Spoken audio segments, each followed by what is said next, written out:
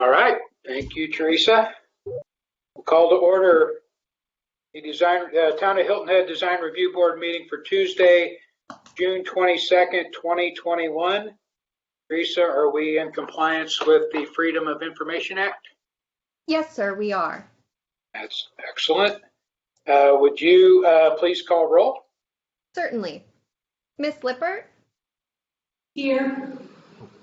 Mr. McAllister? Here. Miss Remke?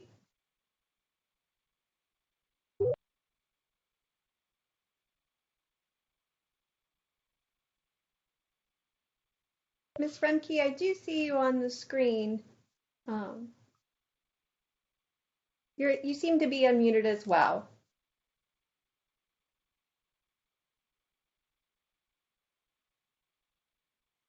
We'll mark Miss Remke as present as she figures out her volume there. Mr. Karstens? Here. Miss Voss? Here. Mr. Molesky, I see is not on the line yet, but he is expected. And Mr. Gentleman. Here. So we will have Mr. Molesky join as soon as he logs in. Okay. On to the next item, presentation of the town's Crystal Award to outgoing chairman Michael Gentleman and Debbie Remke. Turn it over to Chris for that.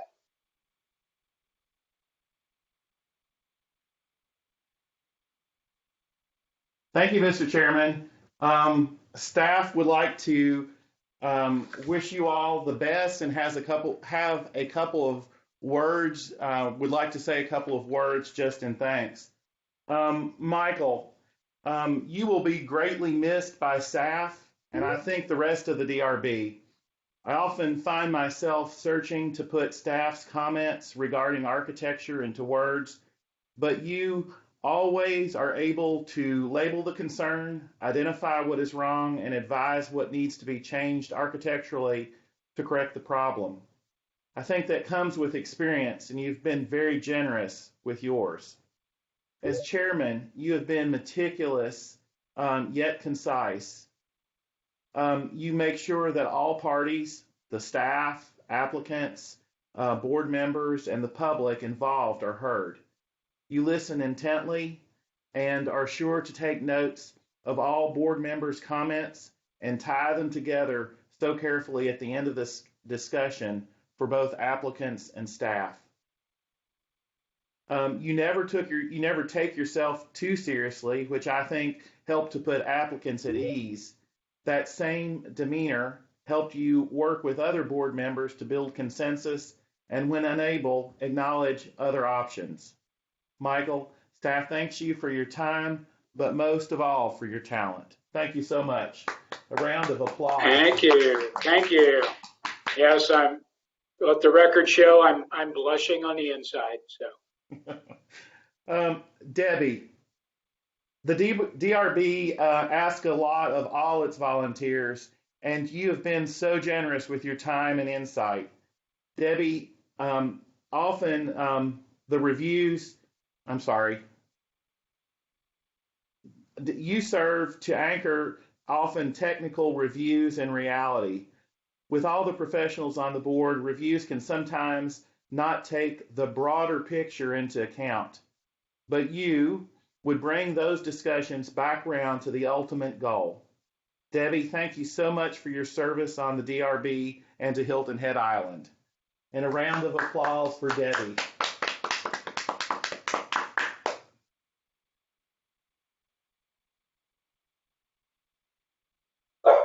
thank you, Chris, for that. And just to show everybody my little crystal.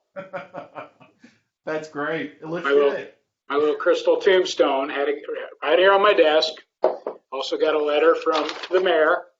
Yeah. I guess it's official after today. So we'll see if we can get through today. Thank you, Chris, for both Debbie and I. You're welcome. We'll move on to the approval of the agenda. Does staff have any changes to the agenda? No, sir. Oh, I'm sorry. There is a little change. The Charles was listed under new business as an alteration addition. That should be corrected to new development. Okay, thank you. Uh, May I have a motion to approve the agenda? I'll make a motion to approve the agenda. We have a motion from Ms. Lippert for the agenda approval. Do we have a second? I'll second. Well, we'll take Ms. Foss's second there. And the board members, if you have any changes to the agenda, state them when called upon by Teresa. Otherwise, please vote yes or no on the agenda. Teresa, would you please call roll? Yes, sir. Ms. Lippert, Yes. Mr. McAllister, Yes. Mr. Molesky, Yes. Mr. Karstens, Yes. Ms. Foss, Yes. Mr. Gensman. Yes. Did you get Debbie, Ms. Remke in there? No, I do see that Ms. Remke dropped off the call. Oh, she dropped off the call. Okay. All right. Well, that's enough to pass. So the agenda is approved. And now we move on to the meeting minutes of June 8th, 2021. Again, board members, if there are any changes to the minutes, if there are none, hold on, I'm not going to read from the list. Do we have a motion for approval of the agenda? Or excuse me, the meeting minutes?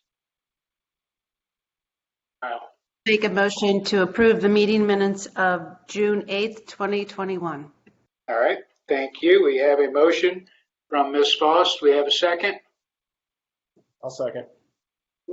We have a second from Mr. McAllister. Okay, now, board members, if you have any changes, please state them when called upon. Otherwise, please vote yes or no. Teresa, will you call roll, please? Yes, sir. Ms. Lippert, Yes. Mr. McAllister, Yes.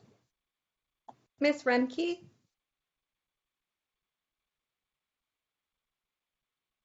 I see Ms. Yeah. Remke is waving her hand and saying yes. Mr. Molesky, Yes. Mr. Karstens, Ms. Foss, Yes. Mr. Gensman. Yes. So the meeting minutes of June 8, 2021 pass unanimously. On to citizen comments. We'll turn it over to Teresa. Thank you, Mr. Chairman.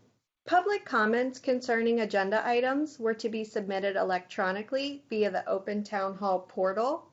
The portal closed at 4:30 yesterday, and there were no comments of record. In addition to commenting on the portal, citizens were provided the opportunity to call into the meeting to comment. We do have 2 members of the public who signed up to speak on the Starbucks application. Mr. Chairman, you may call on those citizens during review of the application. All right, thank you, Teresa. And we have them on the agenda, so that will be my reminder. So now we're going to move on to new business conceptual, the Charles DRB 001440-2021. Chris?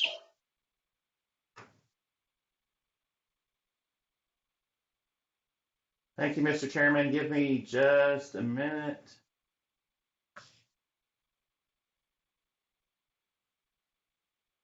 Okay, the site is on your screen is outlined in red as usual. Points of just to kind of orient you down here is the back gate to Hilton Head Plantation. The site is within Hilton Head Plantation. Bayshore is right here with the boathouse right here. Does everybody know where we are? And if not, let me know. Not seeing or hearing anybody, I'm going to move forward. The proposed development, the Charles, is located in Hilton Head Plantation at the old Fort Pub site. The site is next to historical Fort Mitchell on its right side and a condominium development known as the Commodore on its left. This site has many large trees.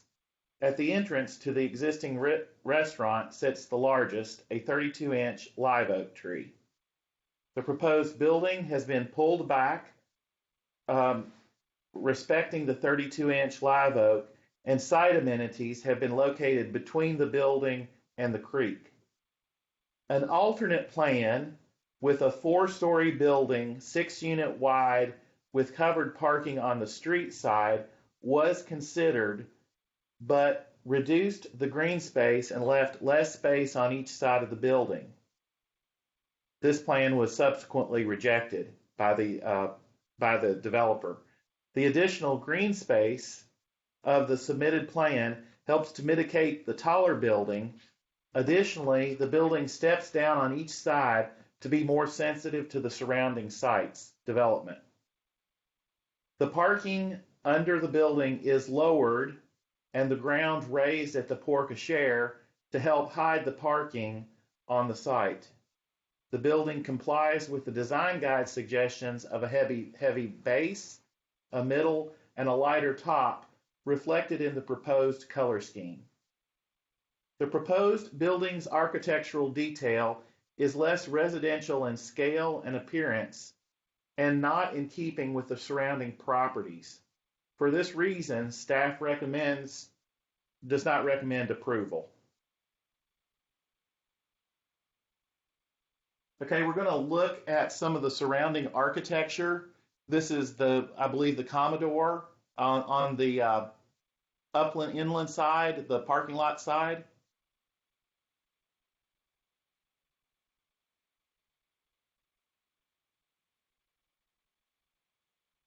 This is the water side of adjacent developments.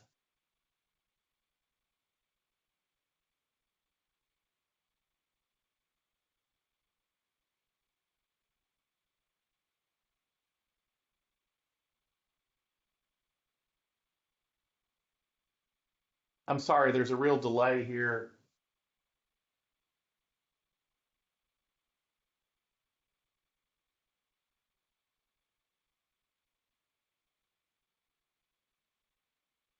And this is the existing entrance to the Old Fort Pub.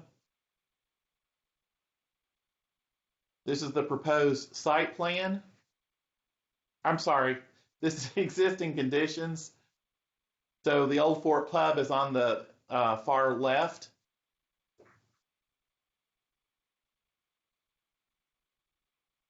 This is the proposed site plan. You can see the parking lot here, the proposed building here, and those site amenities are located between the water and the building out here.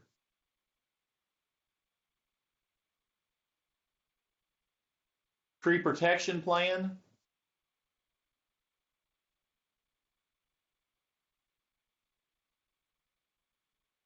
Grading plan. And you will note the grading here to raise the ground under the porte-cochere in this location.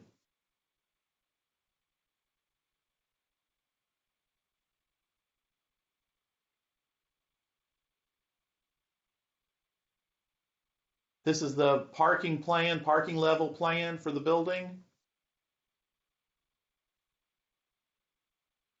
First floor plan. Roof plan for the building. So you can see the AC units at the top. Elevations. So the parking lot or upland elevation here and the water side elevation below. Side elevations. Section through the building. Landscape plan, which typically, it should be pointed out that typically a conceptual landscape plan is not required, but they have provided it. The color board, which was available for your review. You can see the different levels of the building, sort of reflected all in the architecture, but also in the color scheme. And an illustration of what the building would look like, again, from the upland side or the parking lot.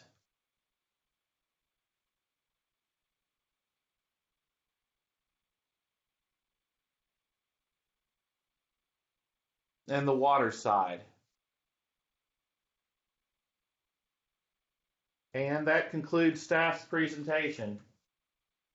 All right, thank you, Chris. Chris, before you leave, can you go back to what you called the tree protection plan, please, which was, I'm trying to find a sheet number. I'm getting there right now. Okay, yeah, it had all the gray circles on it. Okay, that says tree removal plan. So, according to the legend, all those trees that are grayed in are to be removed, according to the legend. That's correct. I'm sorry. There are trees on here that are, I'm sorry, the delay is aggravating. There are trees that are to be preserved located on here too, Okay. shown. But you're correct. The trees in grade are labeled to come out, is my understanding. Okay. All right. Thank you. So we will see. Are the applicants present? Please identify. Yes, this is Clint. This is Clint Burdett. I'm the architect, B Design for the project, and the developer, Bobby Hancock, is here with me. All right, welcome. You all have a 10-minute timer running to add to Chris's narrative, if you wish. Turn it over to you. Thank you. Just to reiterate what Chris was saying about our project, I like to think of architecture as an experience, and how you move around the site from when you first show up and in your car, and how you get out and approach the building. And I think this experience is shown also when you first drive onto Hilton Head Island. You guys have done a fantastic job. So our thought was when you first pull up on Skull Creek Drive, right where the existing sign is, we were going to produce our new sign right there. We were going to keep the drive coming in, the same drive. We were keeping the parking lot is very similar with the one currently is a round parking lot. Ours is a little bit more rectangular, but it sits right on top of the existing parking lot. And when we were analyzing the site, key things that jumped out at us were everybody talks about this site as having the most wonderful sunsets. Also the oak trees. And so what we tried to do was we found the largest tree on the site. If you all have been to the Old Fort Pub, it's right at the front door. It kind of grows around and out of the porch that's at the front door. So the building setbacks were 30 feet, and we came back to 30 feet, and we weren't far enough back for the tree, and we really wanted to preserve the tree. So we even, in a sense, from the water, we've moved our building back approximately 100 feet from the water. And it did several things. It helped us preserve the large tree on the site. It helped us create amenity space between the building and the water. Just help keep the green space and how everything is growing on that side. We wanted to create a little walkway on that side. The current walkway, and I'll admit I did this wrong. The current walkway is actually, this is where I didn't realize, the current walkway at the Old Fort Pub is actually over the property line. And so as I was drawing the little walkway back there, I have since then moved it back closer to the pool because obviously we can't go over the property line and over the OCRM setback line. But anyhow, we wanted to preserve green space on the site. We originally, with the Hilton Head Plantation, setbacks and height restriction, it was making our building be only 4 stories tall, no parking underneath, and a 43-foot height restriction. We talked with Hilton Head Plantation, and we were granted a variance to go up to 63 feet. This enabled us to make the building not as wide. Our setbacks are greater than the setbacks between Fort Mitchell and the Commodore. We also stepped the building down on the sides, so when you were at the side property lines, we were almost fitting with the 43 feet, and it didn't grow to 63 feet till you got, further into the building. Let's see. We just with putting the parking under the building, we were able to take half of the parking that was going to be out in the green space and put it under the building. We dug down to our proposal is to dig down to still above the floodplain and then raise the porte-cochere. So you have this grand entrance as you approach the porte-cochere. You drive up to the porte-cochere. And the porte-cochere was to bring human scale to the project. As you drive up, it's a luxurious entrance.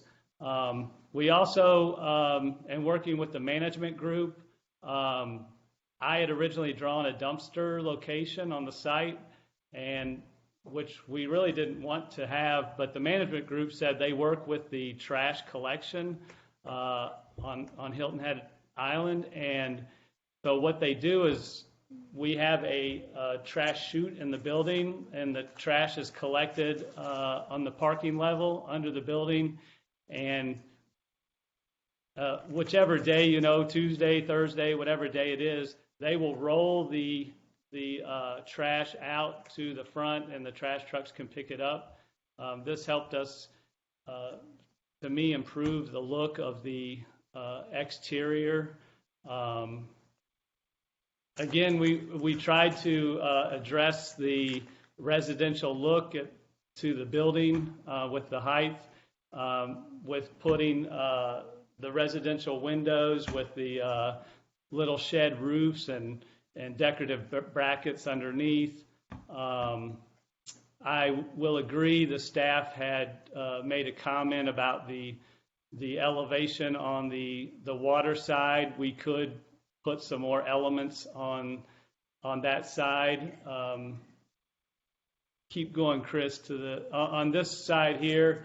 The windows that are pushed out closer are the dining rooms in each of the units, and we could put some accent roofs on over top of those, and I think that would dress up the exterior of the building there.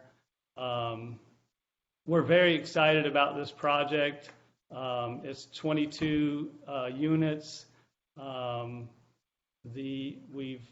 We've I think pre-sold 14 units so far. The unit owners are very excited. We're excited to work with you all, and we want to do whatever we can.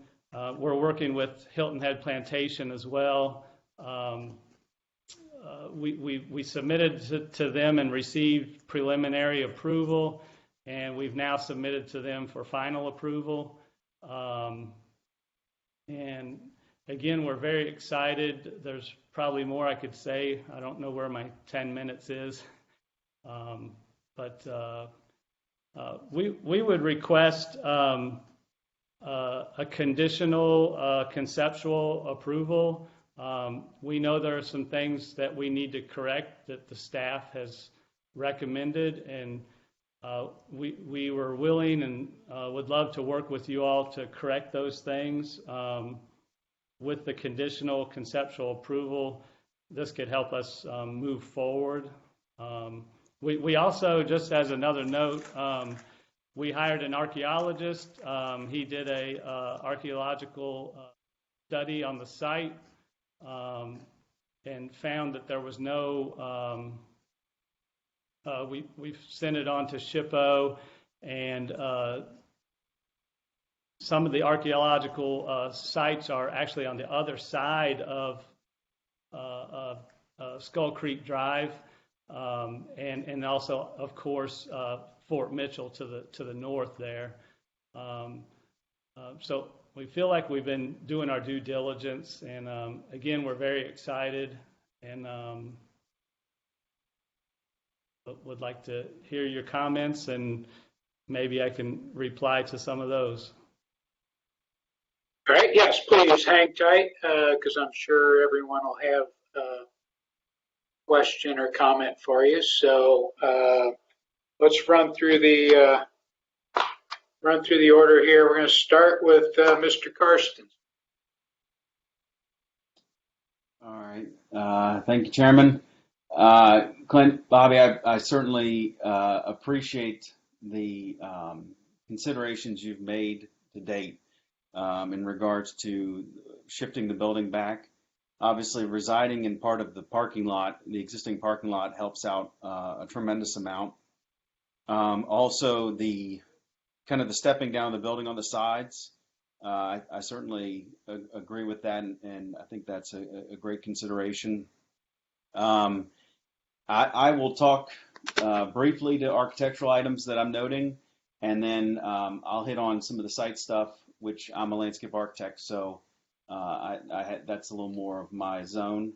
I'll agree with staff as far as that back presentation of the building and the opportunity to at least provide some relief from such a vertical. I'll make a remark on that during site comments. When it comes to the front of the building, the porte cochere certainly helps to kind of have an element in the foreground. I don't know if my architectural colleagues will remark on the ability to maybe beef up that central portion of the building in regards to its presentation above that porte cochere, and maybe having the building have more of a presence or a center. But as far as the windows, and when it comes to the elevators and those solid massings, I would recommend kind of shifting into the site plan elements now, that that's your opportunity for significant foundation planting.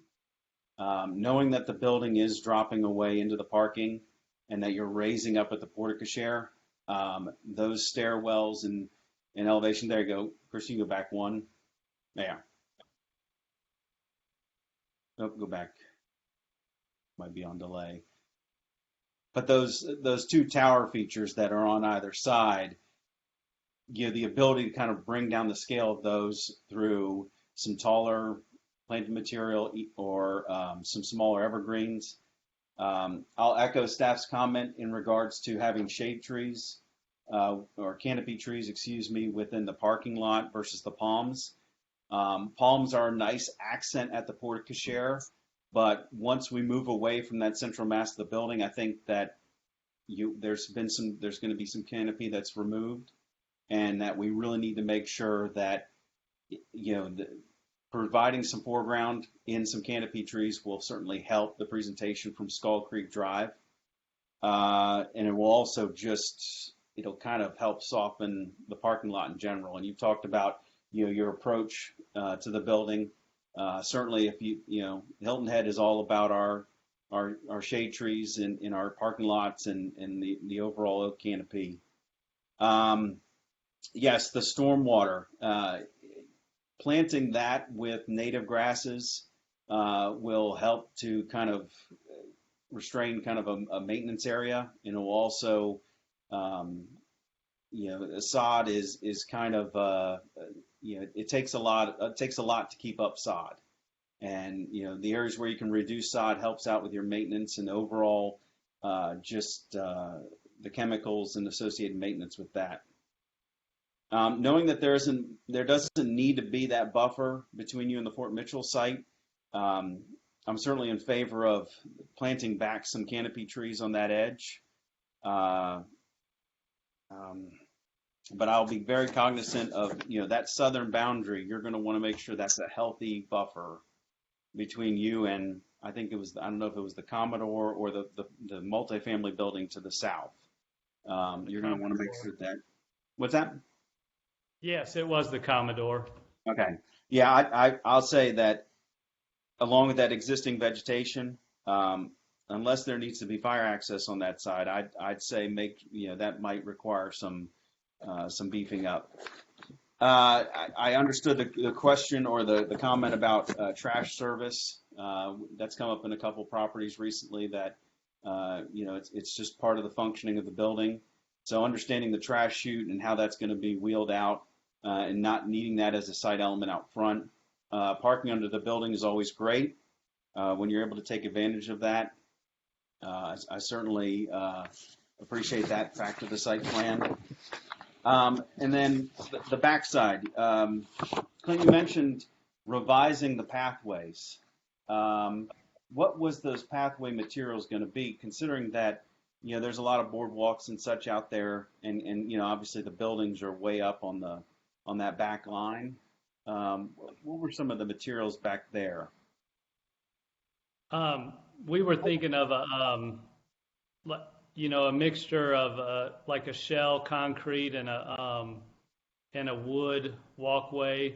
There are certain areas where where we, as the terrain goes up and down, if you will, where we may need to do a wood boardwalk. So we were really wanting it to meander through the existing vegetation back there, and some of that's going to be hard to show exactly right now, just at any rate. But yes, it would be a mixture of a shell and a wood boardwalk.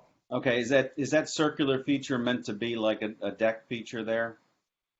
Yes, sir. Over in that corner right now, I don't know if you've been to the Old Fort Pub lately, but on that one corner on that side, they have a large deck out there, and it kind of works. They eat out there, but it's also a kind of a viewing platform. So we pictured residents kind of, they could almost make a circle or a rectangle walking trail here to, walk your dogs and that kind of thing. Is your pool patio, is that proud of the town buffer setback, or do you have some room between that and the buffer setback? We set back from the property line. We're sitting back 30 feet to where the pool starts. Okay, and was the property line set on the OCRM setback, or do you not on the OCRM? Yeah, it's actually further. I wish I could zoom in, but so the OCRM line is there's actually like a bulkhead, if you will, along the water, and that's the OCRM line actually. And then there's our property line. Looks like Chris is running through there, but yes, we are further back than both, obviously, the property line and the OCRM line. Yeah, and I know the town has certain requirements when it comes to multifamily or impervious spaces being off of the OCRM beyond the actual OCRM buffer line. I ask this because my hope is that, considering you're so far back and you're going to revise that pathway, that maybe there, unless an arborist has deemed the tree, unsavable, there is a 28-inch live oak that you're designated to remove. That, along with a couple laurel oaks and a water oak on that southern corner. I would revisit the opportunity to save those trees. They're not showing up on this site plan, I think, because of the thought of them being removed. And Mr. they might actually be off property. Yeah, that one thing, and again, I apologize. When we were first walking through the site and picking trees to remove, I think there's 4 of them in that bottom corner there, as you mentioned, and those are going to stay. We've also submitted already to DPR, and you are correct. Those are not on our property, and so those 4 trees are we were not going to remove those. Okay. I mean, that only, we're as much concerned when it comes to aesthetics from roadways as we are from the water. And I think, the combination of the trees you've kept along with those will certainly help the presentation from the water side. 2 final things for me. I will say, when it comes to the nursery grade trees you're putting back in, the live oaks, maybe not all of them, but certainly the ones associated with the building and kind of your highest visibility live oaks, we're probably going to want to look to see those upsized, at least to a 4-inch caliper. It just gets, it gets you more of a tree at install. Live oaks are a slow growing tree, so even though the town requires a 2-inch minimum for their mitigation, our board's going to probably we're going to want you to upsize, the most prominent nursery oaks that you're putting back in. And then my final thing is, and it kind of goes back to this back edge of your property and the room that you had off of the pool.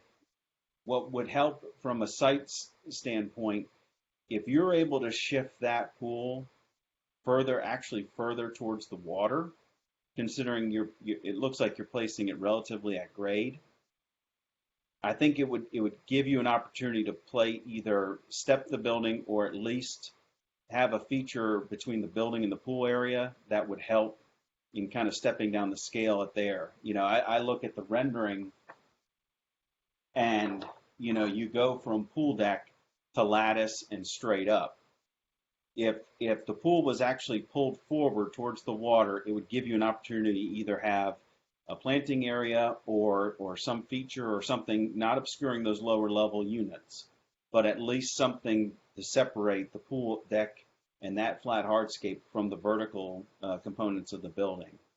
That, along with whatever treatment you put out towards your property line in the OCRM, I would recommend looking at Shelter Cove, the park, when it comes to grasses, and just, our native grasses, either cordgrass or muley or such, to help soften that in regards to the treatment along that edge versus the ginger lily, and some of these more, the sagos and some of these more ornamental things, being close to the pool, sure. But once you move out to that native edge, I'd recommend going with grasses or more of a mass planting that is more of a mimic. And like I said, you can look to Shelter Cove for some good recent examples of that. But other than that, I appreciate the opportunity to make input and ask some questions of Clint, and I'll turn it over to the rest of the board members. All right. Thank you. Thank you, Judd. Mr. McAllister. All right. Thank you, Mr. Chairman. I think Judd gave a lot of great comments there. I'll hit on just a couple things, just reiterate a couple things I had on my list that Judd spoke to. I think his comment about sliding the pool back, if you've got the flexibility with your buffers and setbacks, I think that would be great for the reasons that Judd laid out, providing a little bit of planting between that lattice and the building edge and the pool deck edge. I think it would really soften the pool and would be appropriate there. I also had it on my list, and you've already spoken to it, Clint, the 4 trees that were in question Just caught that they look like they might not be on the property line, but it sounds like that will be addressed. I think, like Judd said, I think that'll help, from the water view, just kind of soften the building a little bit. So we appreciate those trees being saved. I had a question regarding the site plan. Chris, if you could switch to the grading plan. There are 2 handicap spaces that are out in the parking lot, and I was wondering how, so I know you guys have got some grading challenges, wondering how someone who parks there will get to the building. And I know you've got that switchback ramp right there at the porte-cochere. Is the intent just to have direct people through the parking lot and go up that Actually, switchback? David, I apologize. The sidewalk did not get put on there, but the curve of the road going up to the porte-cochere, it actually works out to be, it's a perfect handicap ramp grade change. It's longer than 30 feet, so it'll have so from those 2 parking stalls, you'll go say 30 feet, and there will be a little landing, and then you'll go 30 more feet, and it brings you right into between the porte-cochere and the elevator, the front entrance of the building. So good catch, David. Seeing that. Okay, good. I would prefer, if you did that rather than have people, going cutting across drive aisles. Yes, sir. We didn't want to do that either. Okay, good. While we're talking about that one area, just point out one thing on the landscape plan. It looks like there's some plantings that are in conflict with that switchback ramp. The ramp eats up a lot of that island, and then you've got plantings in there. So I just want to make sure the landscape plan jives with the civil plan. Yes, sir. Let's see. I agree. I agree with really all of staff's comments about landscape. Let's reduce the side. I think doing some plantings in the stormwater pond would be nice, and it would be less maintenance for you guys down the road. I also agree with Judd, upsizing the live oaks, a few of the key live oaks along the parking lot and in front of the building. We've asked other projects to do that to kind of scale down some of these larger buildings. It helps when they get installed, they have a little bit more impact. And one other minor thing, just an observation, on the rendering, on the rear facade rendering, just pointing out really like the pool fence enclosure, but DHEC would not sign off on that. The horizontal ring would be considered climbable. So just something to keep in mind. I really like the look, but unfortunately, DHEC doesn't care. All right. So just wanted to point that out to you. As far as the building, I really like the front facade. I like that you've stepped it down. I think that on the sides, I think that helps with the scale and the massing of the building. The only thing I'll throw out architecturally related is that I think we're going to have to revisit the color scheme.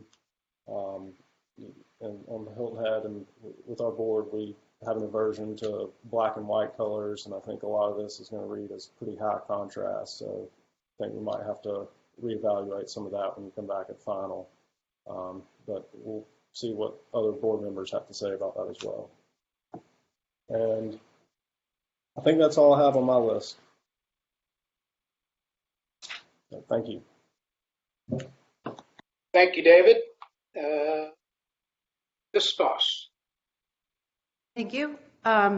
First of all, thank you to Judd and David for your comments. You picked a lot of the things that I had already had in my notes and added a lot more to it, and I think they were all good comments. I am in agreement with all of staff's comments on the structure. The things that stand out to me are that, well, first of all, I respect the fact that you pushed the building back and are trying to maintain some more of the landscape in there, and you did the setback on the building. I appreciate that. There is too much contrast in the colors. We don't like black and white, but we also don't agree to such high contrast on the building. So that's something you're going to have to look at. There, the human scale you brought in with the portico in the front, but there's nothing in the back by the pool to bring this into human scale. Judd brought up a good point of maybe playing with the location of the pool. I don't have a clue how you're going to do it, but I think you've got to look at the human scale back there too.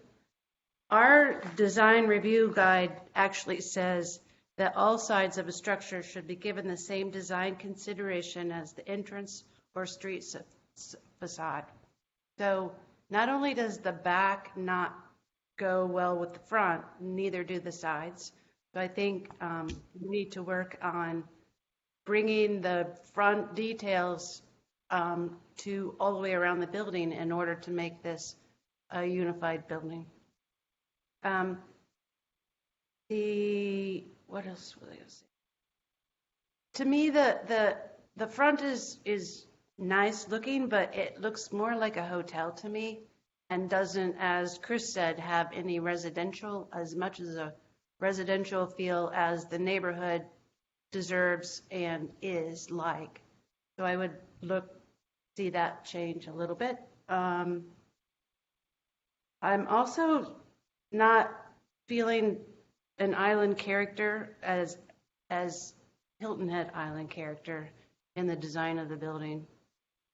And then you brought up, I know that this is next to Fort Mitchell, and I've only ever seen people access Fort Mitchell from the old Fort Pub. Does it have its own access? Currently, it does not. There's an agreement with the current landowner and the Heritage Library that at the sale of the land, so there's kind of I guess you would call it an easement that the Fort Mitchell can use some parking spaces there, and that's how they access. So, but there's an agreement between the current landowner and the Heritage Library that they're supposed to, work out some parking that, as you said, that would be just for Fort Mitchell on their property. On Fort Mitchell's property? Yes. Oh, okay. Let's see. I think that's all I've got. Thank you. All right, thank you, Kathy. Mr. Molesky. Yes, thanks. I guess, first, I think Judd did a great job, as well as everybody, David and Kathy as well. You kind of, I hit upon a lot of the points I was going to make. Excited about the project, sad to see the restaurant go, but yeah, stepping down the sides, that was a nice sensitive thing to do there. I also agree with staff that feel it needs more of a residential feel. It seems more or less just like a big stucco building on the beach somewhere, and I have, I guess, a little different feel or understanding of what Hilton Head Plantation is. To get into some specifics, maybe if we could look at that front elevation, the nice rendering that you guys had provided, that would be the first thing that I could share my thoughts. That's great. So right smack in the middle on the left and right, I'll kind of refer to those as those three tower elements. So my first question is, I'm assuming that they need to go beyond the main roof line, if you will, just due to the way that the feedback you got from the elevator company and the particular components that you're using there, or how much of that could be brought down? Because to me, all that does is it just accentuates the height of the structure. how much of that needs to be there and how much of that perhaps could be modified just to make it feel more in a line with, the other little faux hip roof that runs around there. The main thing that is the elevator, the center tower. The elevator had to go up taller. We were just trying to put some accents over the vertical towers, the two stairs on the left and the right, and the kind of little lobby between the elevator and the storage area beside it. Okay, because it seems like when I used to build in South Florida, this seems, very, Addison Meisner and very Mediterranean, all that's great, but again, that doesn't necessarily, like Ms. Boss was saying, kind of tie into the Hilton Head Plantation low country feel. So I would probably ask if, to revisit those three elements there, just because to make it more appropriate for the low country community, and also just to try to visually make it feel less vertical. And then also in between those three towers, I guess there's two other elements there where we have a flat parapet roof kind of looking structure, exactly where the little movable hand is there.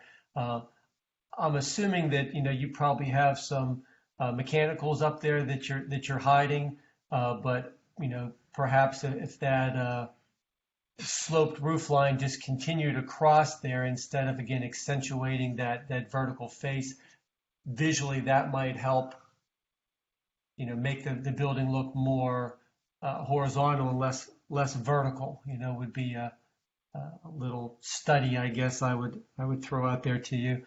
I will also agree with Mr. Carstens in regards to the porte-cochere. I mean, I understand it, its need there, but I think a little more thought, and again, maybe the other architects on the board could offer something there. It's a special thing and it's an interesting thing. It just feels like it needs something. It doesn't seem like it relates to the main structure, I guess is what I'm trying to say. I'd like to see some work done on that. Again, if we switch maybe to the rear elevation, if we could look at that rendering, maybe that's the next picture. There we go. Again, very monotonous. I understand from a constructability point of view, it's nice just to, stack the same type of product, above one another, a lot of efficiencies to that. But I guess it just leaves this rear elevation just feeling a little, again, a little too lacking. And this is perhaps where it looks not very residential at all. I mean, obviously we know it's residential, but it just seems more like I don't know, a warehouse conversion, so to speak. And I'm not trying to be that critical, but I know that you guys could come up with something more interesting there as far as that goes. While we're looking at this rear elevation, I'll be kind of repeat what I heard Mr. Carson was saying, and I like your suggestion. If there's an opportunity to pull that, no pun intended, to pull the swimming pool closer to the water and do something with breaking up maybe between the first floor and the pool, whether some planters in there to introduce some more green, some landscaping to create a little bit of separation, a little bit of a buffer, if you will, between that pool area, because the pool area is big, and I don't need to tell you how to sell the product, but I think some separation in there would it's all about that outdoor lifestyle, and the steps leading from the building to the pool, very much just feels like an afterthought, almost like that there's wheels on the bottom and you could roll them out of the way and roll them in when you need them or something. So I would definitely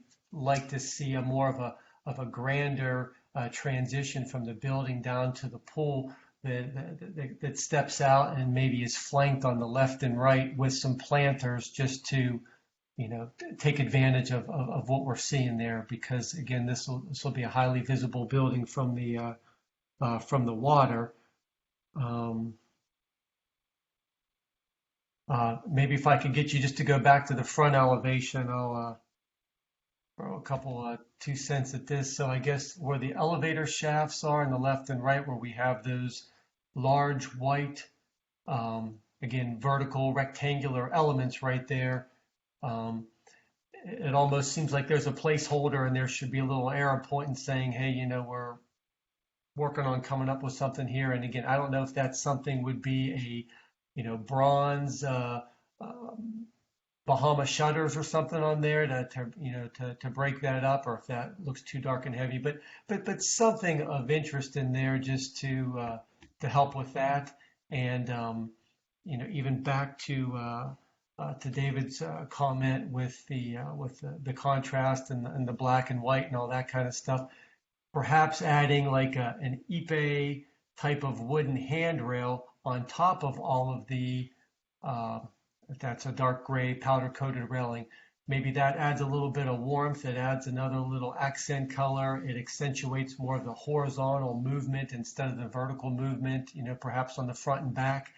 And then tying into one of Mr. Carson's questions with the walkways, again, maybe now repeat that same type of Ipe in those wooden walkways there. That'll add a little bit of warmth and contrast and not make the building just feel so, monotonous with the shades of gray, if you will.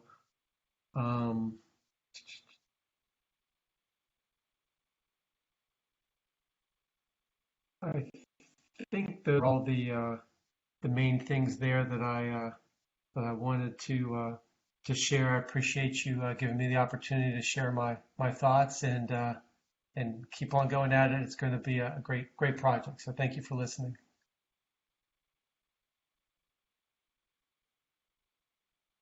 Next, Ms. Lippert, you're up.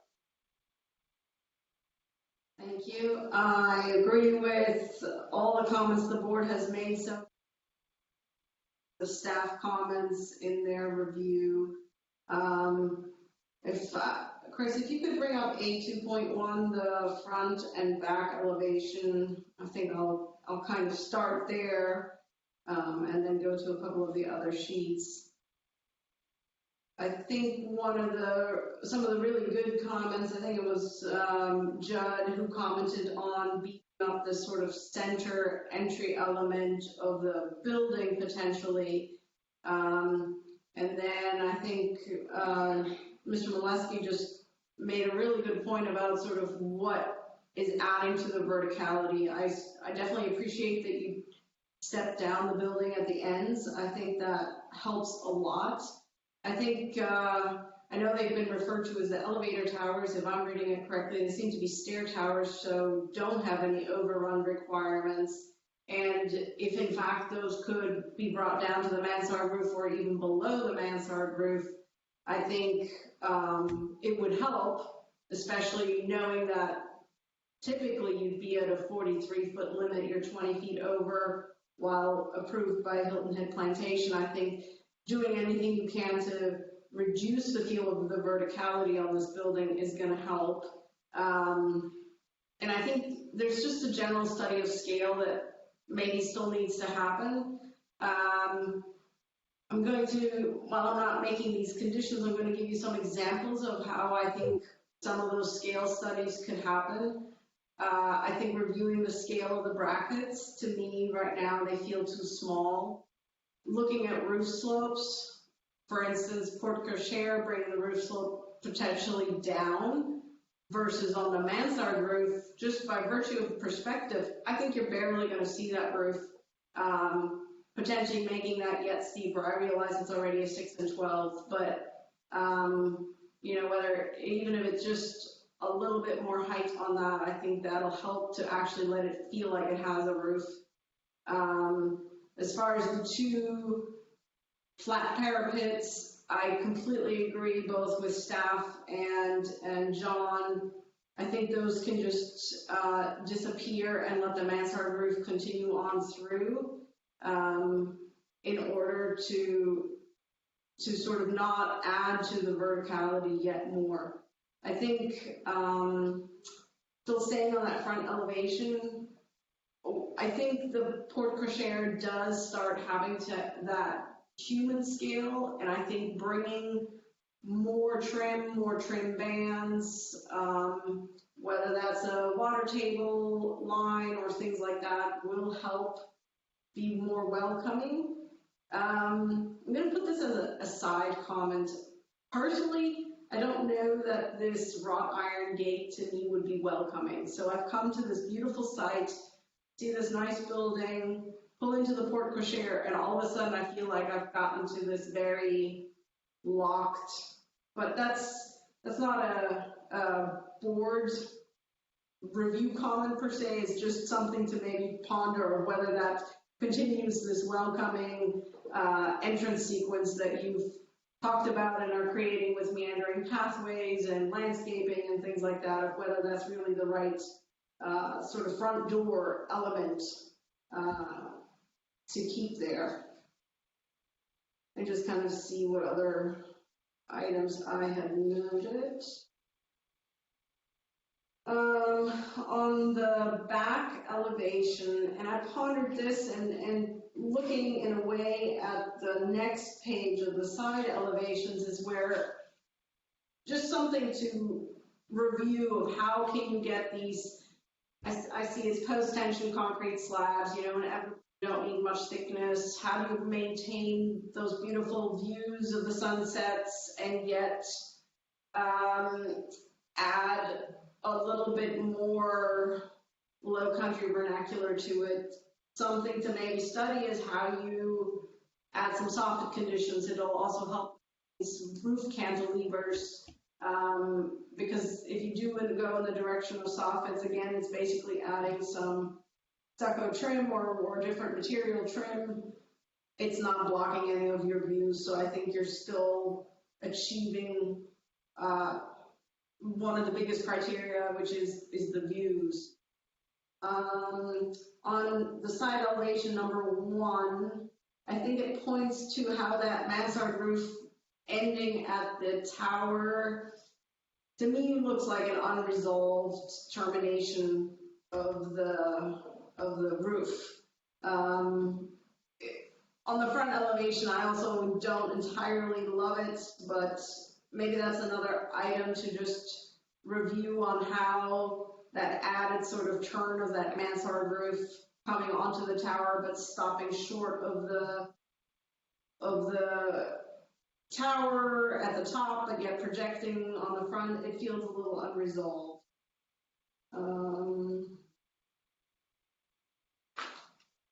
I think some of the elements that are not on the elevations that I think will be very prominent are elements such as that ADA ramp.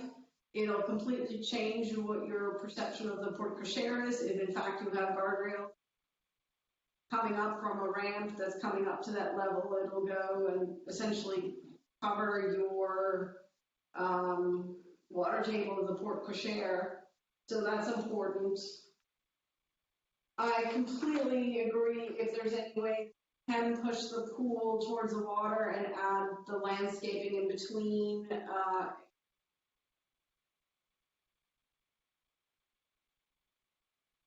making it a grander transition. Right now, those staircases, one which appears to be the public and then several which seem to be private and access from the porches down to the pool,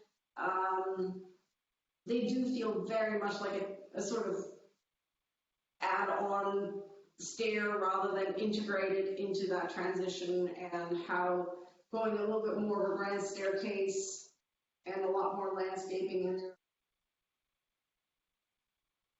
Just gonna sort of go back through all the pages, see if I have any other notes tucked somewhere.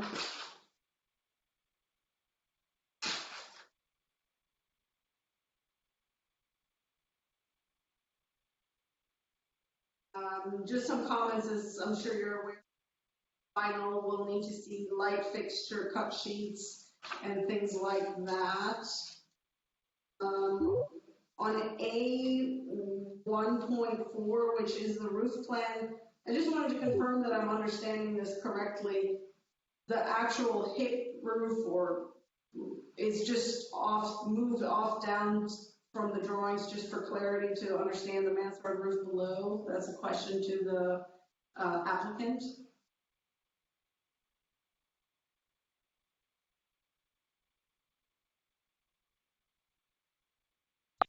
Okay, I'm just going to assume that that's what's happening. Um, Annette, this is Chris yeah. Darnell. I think the applicant had some issues with his connectivity. Clint, are you there? Yeah, I apologize. My connectivity on my computer went out, so I just called in, so I'm on the phone now. Do you Apologize. maybe want to restate your question, Annette? Oh, I mean, yes, I'm wondering how far back you maybe have not then heard some of the comments or thoughts I had. Because this It, is a super minor question, but I just want the drawings on A1.4, which is the roof plan. The hip roofs of the towers, are they just moved south of the actual roof plan for clarity to see the mansard roof? Yeah, they're just I just split them down for clarity. Yes. So they're actually, yeah, for the roof plan I just slid them down so that just to draw it better. Yeah. Okay. All right, well, I don't know which of my other comments you may have not heard.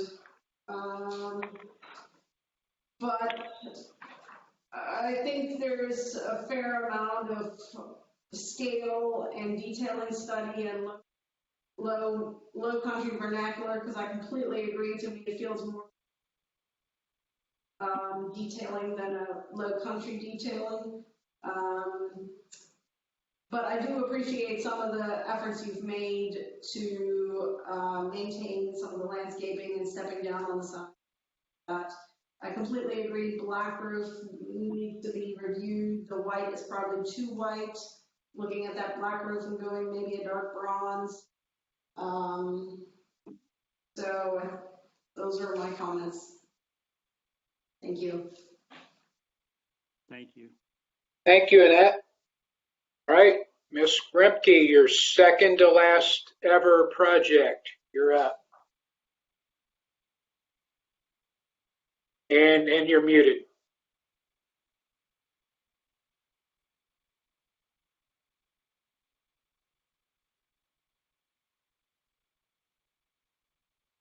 Debbie, you're unmuted from this end.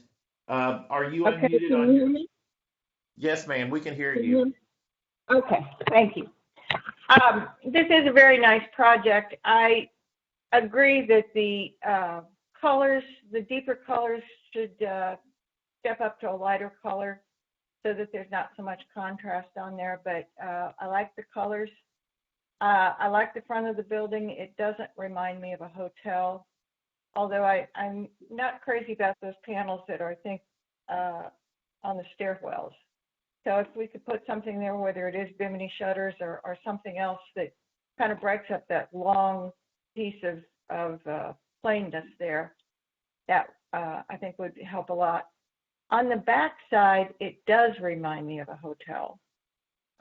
We've got that long linear roof across the top, which also goes on the two sides, but I don't think the two sides are quite as prevalent as what we see there on the back. I like the idea of putting some maybe little shed roofs over the dining room windows, but maybe on as we go up that column where all those windows are, if there could be some little articulation on the roof there so that it's not just so linear all the way across the building, I think that would be a big help. I like the idea of moving the pool. I like the idea of saving as many trees as possible. And the one thing I wanted to reiterate that I think I heard in the beginning narrative was that the parking garages that are underground are above the floodplain. Is that correct? Yes, that is correct. Okay. All right. Those are my comments. Thank you. Thank you. Thank you, Debbie. All right. Looks like my turn. There's a lot of good comments. Mostly I'm just going to highlight some of them. Let's kind of talk about what the pluses and minuses are. Some of these are my comments. Some of them I'm just going to repeat what other people already said because you all did such an excellent job. Kudos on the setback from the water on the building. I'm pretty sure everybody liked that. We need to work on the integration between the space between the pool and the building, which I think Mr. Karstens first brought up and has been echoed a few times. Bear with me because I got notes all over the place here. So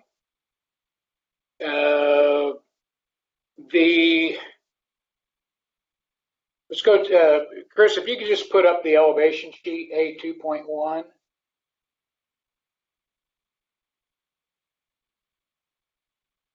Okay, so I think it's been well established that those flat panels there on those middle vertical elements to the left and right of the porte cochere, go over. Yeah, no, stop. The ones, not the stair towers, the other ones. The little flat those are out of character and should just be integrated more into the building. They don't make a lot of sense architecturally, I don't think.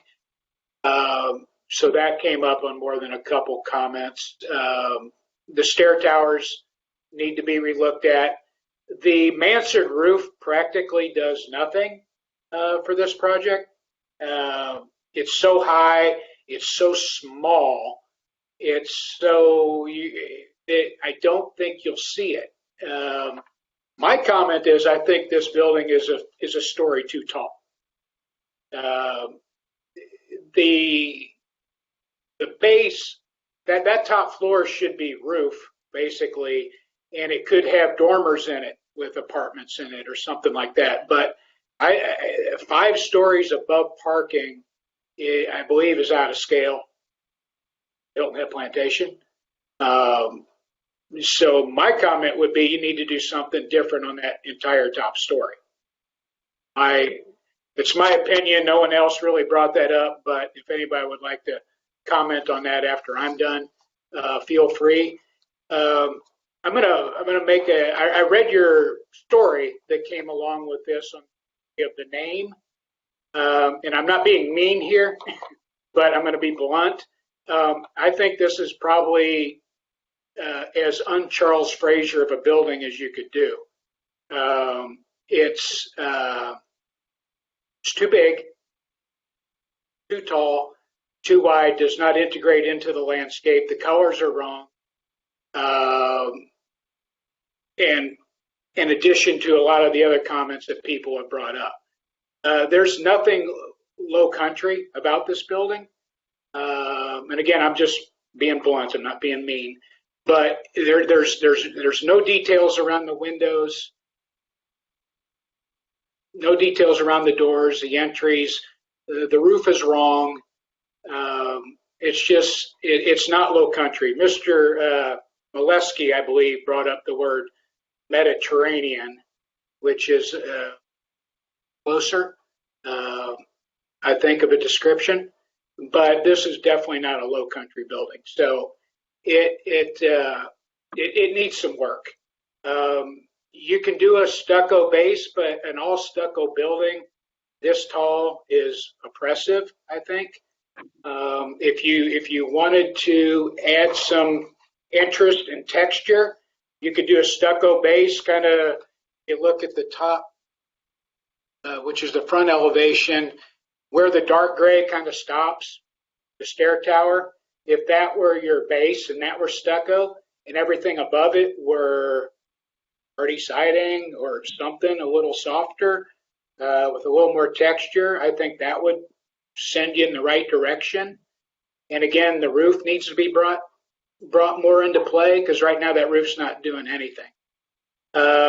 Now, could you go to the side elevations, Chris, which I believe is the next page down? The very top left of the drawing, that overhang on that mansard at the very top left is absurdly big. There's nothing holding it up. It's just sticking out. That needs some serious attention there. Ms. Lippert brought up how the mansard runs into the stair towers, which you can see on the one below. That also needs some attention because you got this little bit of mansard roof kind of sticking out on the front, and it just doesn't work three-dimensionally, I don't believe. Um, the tension concrete slabs, definitely not a low country thing. Maybe there's some way to decorate those, for lack of a better word. Let me see, where else am I? The sides need some detail. There's no happy medium here between too horizontal and too tall. Front's too tall, too vertical, and the sides and the back are too horizontal. Need to use the roof. If you had a roof, you could really accomplish that, breaking that up. This also shows up in the rendering, so I'm curious as to why there is not a no. Oh yeah. Go back one. Where the living room, or the dining rooms come down on the left side there, just past the center, there's a column missing or something on that right there. That's not coming to the ground, and that's really bothering me. Surprised the net didn't bring that up. That was something I thought would be on a Nets list. But if you look at this elevation, you can see the super long overhang on the mansard roof to the left and the right. It just doesn't work at all. It just is not architecturally good. There's nothing holding that roof up. It's just a big flat plane. If there were beams, say you put a beam at the top of the dining room window and ran it across, you run that hand across right now. Right there, and then go the other way. Yeah, right there. You need something to hold that roof up visually. Bring it to the ground. And same things with the porches. They just need something visually holding them up. So, and again, all this goes back to your story says low country, but it's not. So we need more details, need more touchy feely, need more something softer besides all stucco. So my my 2 cents, and I won't be here when you come back with this. This is my last day. So I'm going to pass this on to my fellow board members on just what I'm thinking. I think the roof needs to grow. The upper level needs to go, or it be incorporated into the roof somehow with dormers or something. And the base is fine. I think the darker gray part that's on there is fine architecturally. It needs more detail, but everything above that shouldn't be stucco. That should be siding, horizontal siding, something like that. And then you're getting more into the low country. The double stair tower on the left and the right, those should go. Those should be incorporated into the roof, and focus more on the middle, doing something architecturally nice in the middle that might help tie in that porte cochere in that middle massing. And then you can hide the stair tower in that and not have to have the undersized brackets with the little Mediterranean detail up at let's see. Yeah, I think this is. I think you did a nice job stepping it down on the side.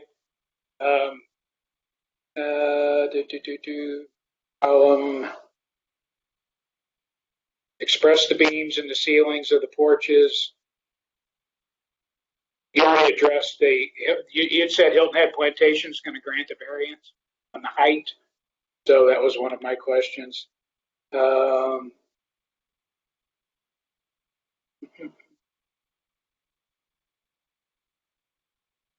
Yeah, I think that, and I agree with what everybody else has already brought up. But I think the architecture needs. So with that, would anybody like a second go? What's anybody think about the roof? John, Mr. Molesky. I think that's a great suggestion as far as again, if they need to keep that fifth floor to get their density, but to build it into the roof line, I think that's a wonderful suggestion. I agree 100% with putting some effort into figuring that out. And then also from a massing point of view, just like you suggested, maybe the first or second floor, either remain stucco or throw some oyster shell on and call it tabby, and then transition to the middle floors with some type of horizontal lap siding, which will again make the eye go left and right and make it not read so vertical, and then disguise that top floor in the roof line. I couldn't agree more. Great suggestion. Annette, what do you think about architecturally? Hit on some of the architecture comments that I had. You fortunately expressed it yet more strongly than I had. The mansard roof needs to get a steeper slope to it, but to me, I think it definitely needs to, the bottom of that roof needs to come down further. I can understand that, integrating it completely into a full roof would make those perhaps less desirable units. But I mean, there's at least 2 feet above the windows that roof line can come down and actually start being visible from when you're on the ground, because right now, again, you're not going to see that 4-foot mansard roof in any way, shape, or form when you're actually standing on the ground. So yeah, I think it needs to grow. And what I was calling soffits, you're calling beams. I fully agree. It needs to be visually supported, and again, that will help bring it into that low country vernacular of the post-tensioned slabs that stand out and are not part of the vernacular in this area. Thank you, Nat. Anybody else want a second round?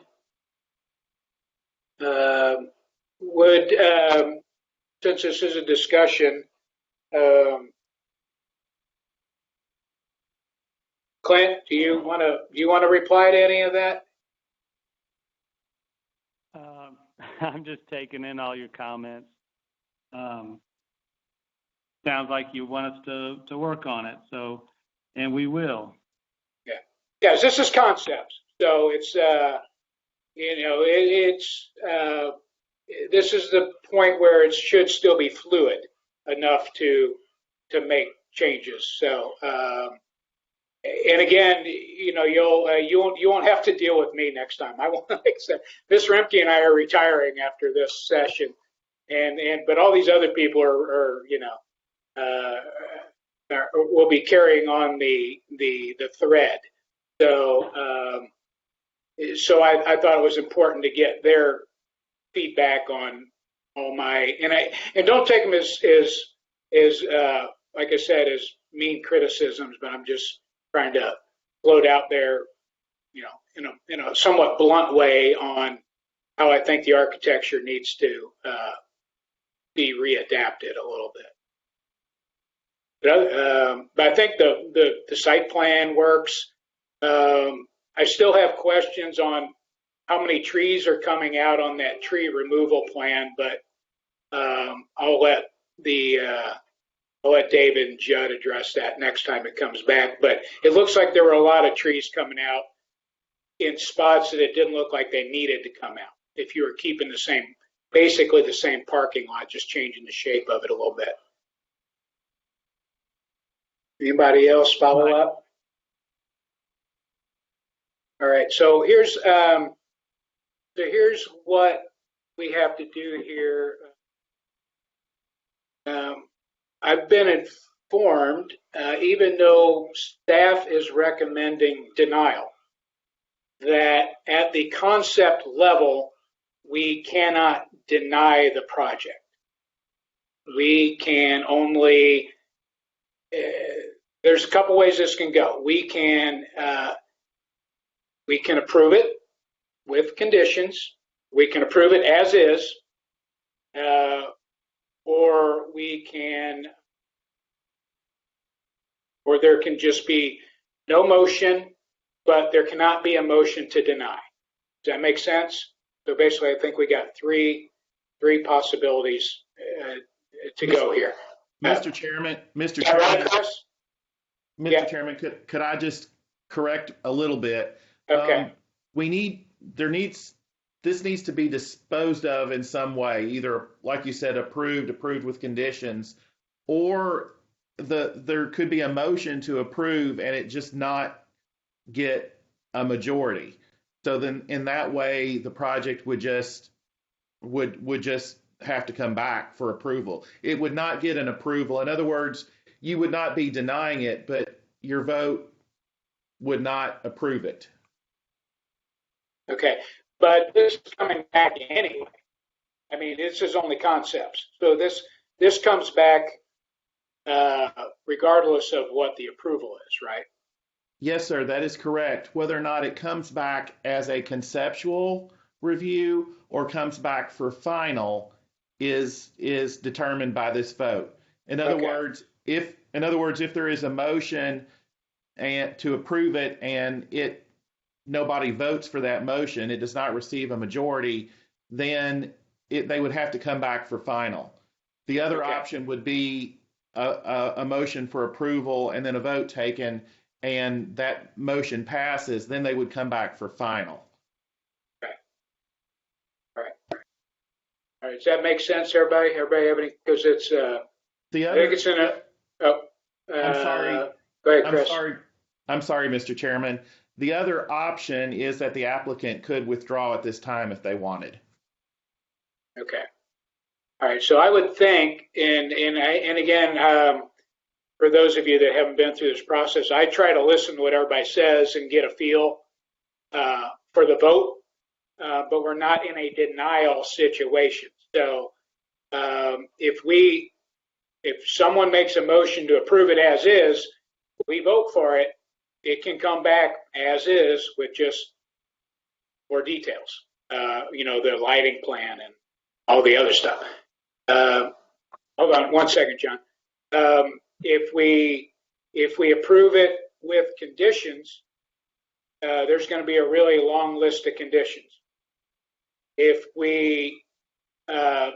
someone makes a motion for approval with conditions and just throws out a couple general things, but we do not vote in favor of it, then it will come back as a conceptual, which is, I'm reading the crowd, that's what you would like to see.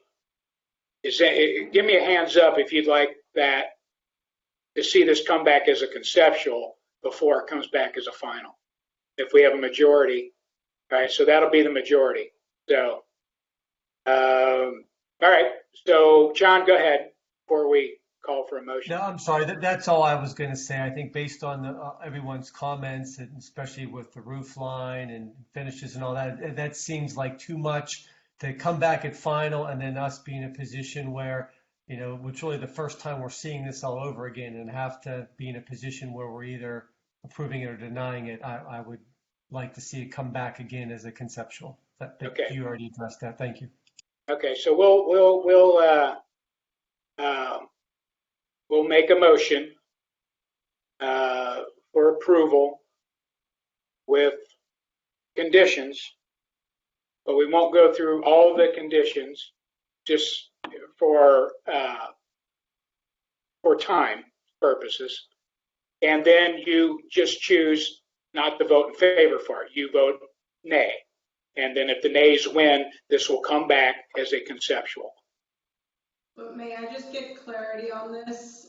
If we vote and the nays are in the majority, is the applicant able to come back right away again, or do they have that 1 year waiting period? Yeah, because we're not denying it. If we voted, if there was a motion for denial and you voted, and the majority voted in favor of denial, then all those bad things kick in. However, we're making a motion for approval so that this thing can continue on. Because basically what you're voting for is that the Charles can be built on this site. The DRB is fine with that, and in general, you like whatever percentage of it you like 50% of it, 75, doesn't matter, but you think there's enough things, consequence, that need to come back for another review before you approve it. So if we don't, hold on one second, Kathy. If we make a motion for approval, but it does not get a majority of votes to approve it, it's not denied, it's just not approved. And it'll come back. And the applicant hopefully has been taking a lot of good notes on what to come back with. Yes, sir. Sorry it's so complicated, but it's just procedure. Ms. Voss, go ahead. How is making a motion to approve with conditions that we have no way of listing all of them for the record, how is that an advantage over the client withdrawing? Chris, is there any withdrawal? They have to re-fee. Is that correct, Chris? Yes, they're gonna have to re-fee any. There's gonna have to be a fee anyway when they come back. Okay. To answer Kathy's question, I would, as always, I would encourage you all to limit your conditions to like 6, because it just becomes almost a denial at that point. I understand what you're saying, Kathy, but I understand what you're saying, and you can go either way. But I would encourage you to reduce your comments to 6. But there's way more than 6. So, all right. So I will make a suggestion to the applicant to withdraw and come back. And it's totally your choice, Clint. And if you need further explanation from Chris would be happy to go over it one more time. Can I ask a question real quick? Yeah. If just make sure I'm clear here. In a sense, I think one of the methods you mentioned was if you guys vote to approve, but it's not approved, you said it's not denied. I just have to come back to conceptual again. Yes. So if I withdraw, in a sense, that's doing the same thing. I'm just going to come back to conceptual again. I think the key thing I wanted to make sure is I don't have to get in this 1 year wait. You do not. You will not be required to.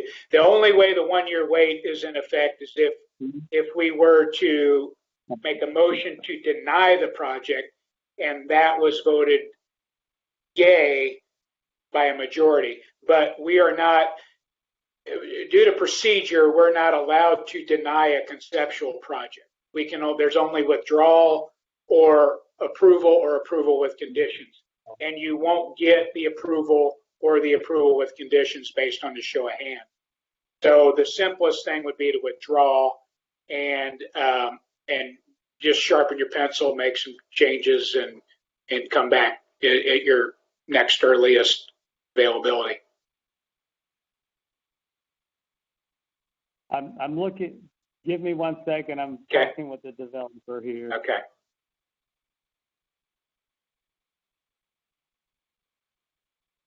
I think we just have to do our best.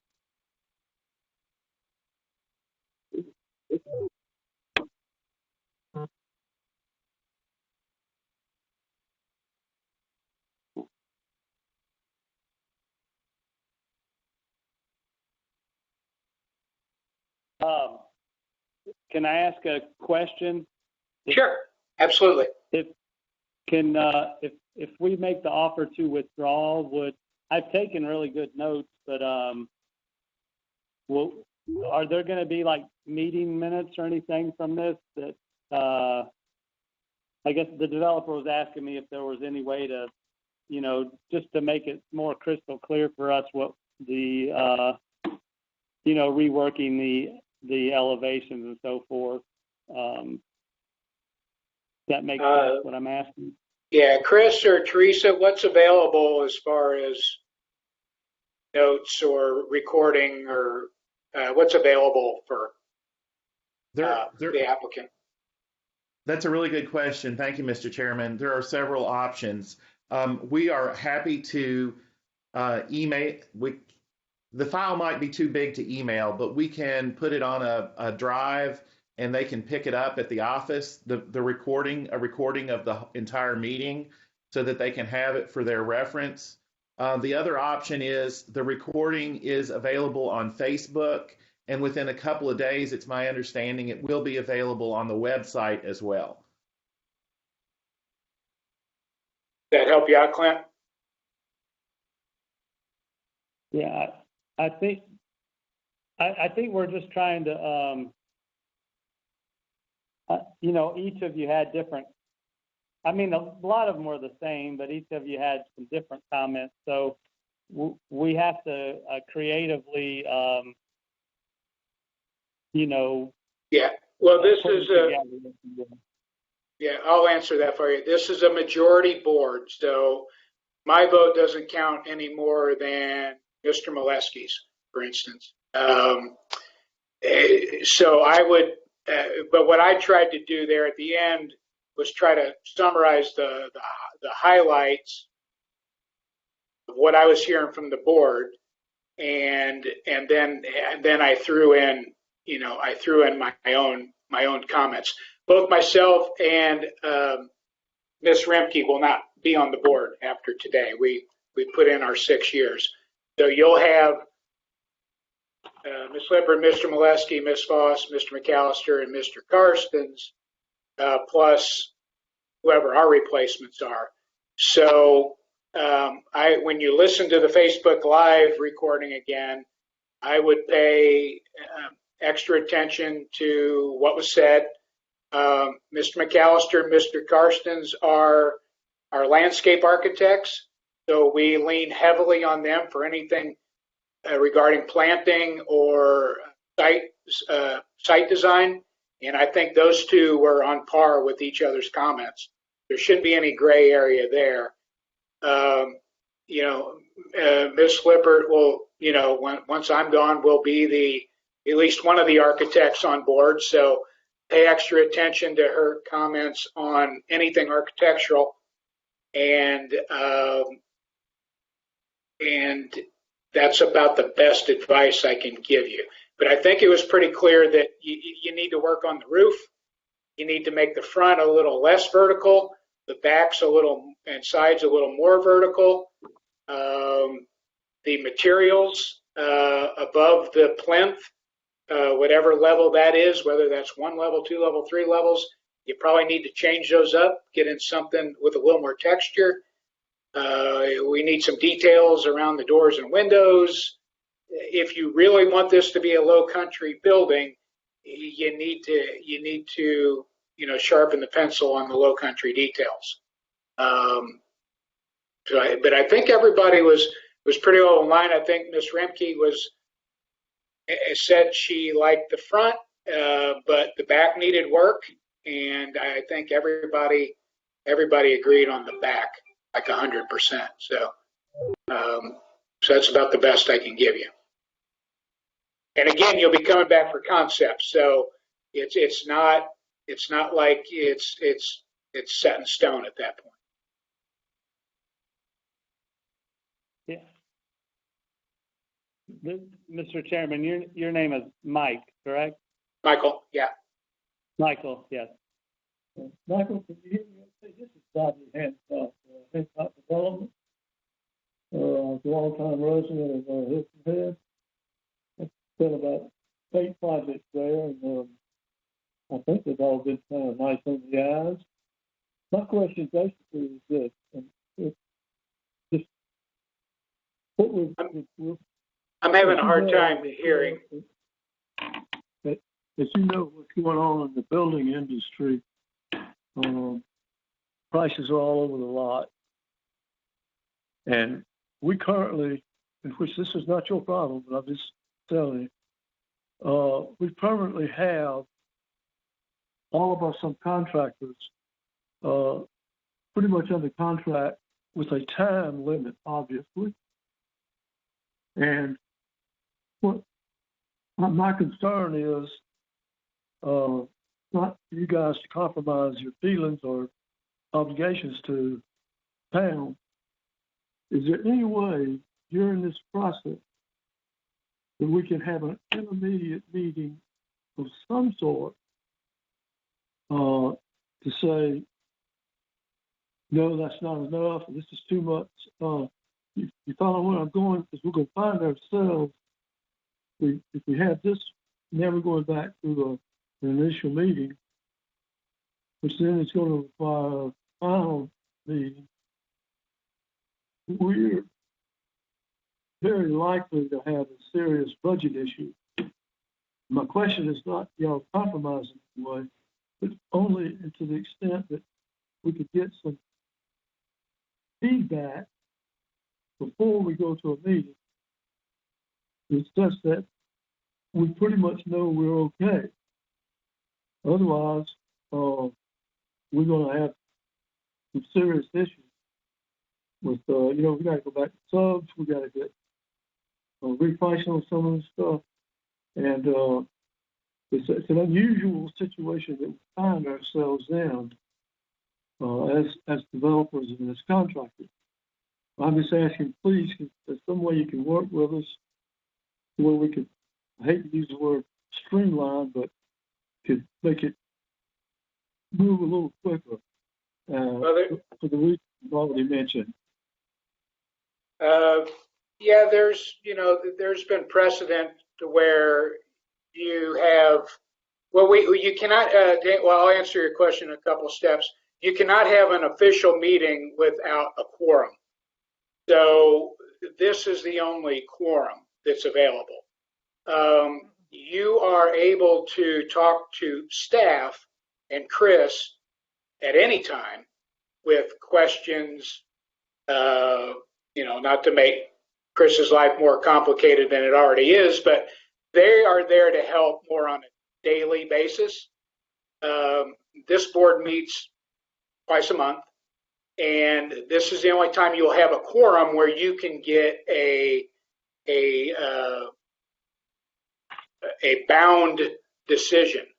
Now there have been times with special infrastructure projects and things like that, the airport, for instance, where two people, usually one of the architects and one of the land planners, will meet informally, but that's up to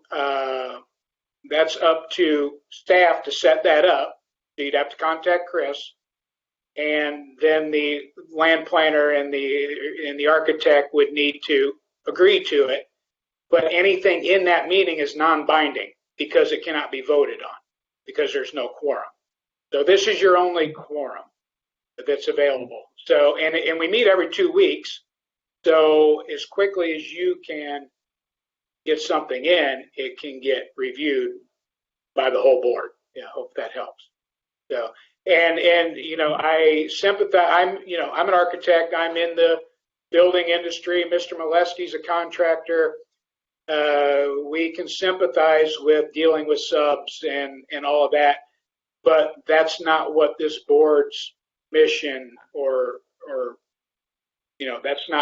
that's not what we're supposed to do. We're just supposed to look at the building and the layout and make sure it fits the island character of Hilton Head. So that's about the best we can do. In no way was I implying that we wanted you to vary it. We were just asking for your help. Yeah. Well, I mean, yeah. Yeah, I hope I explained the process. And I appreciate that very much. Okay. I appreciate the fact that you understand what we're up against.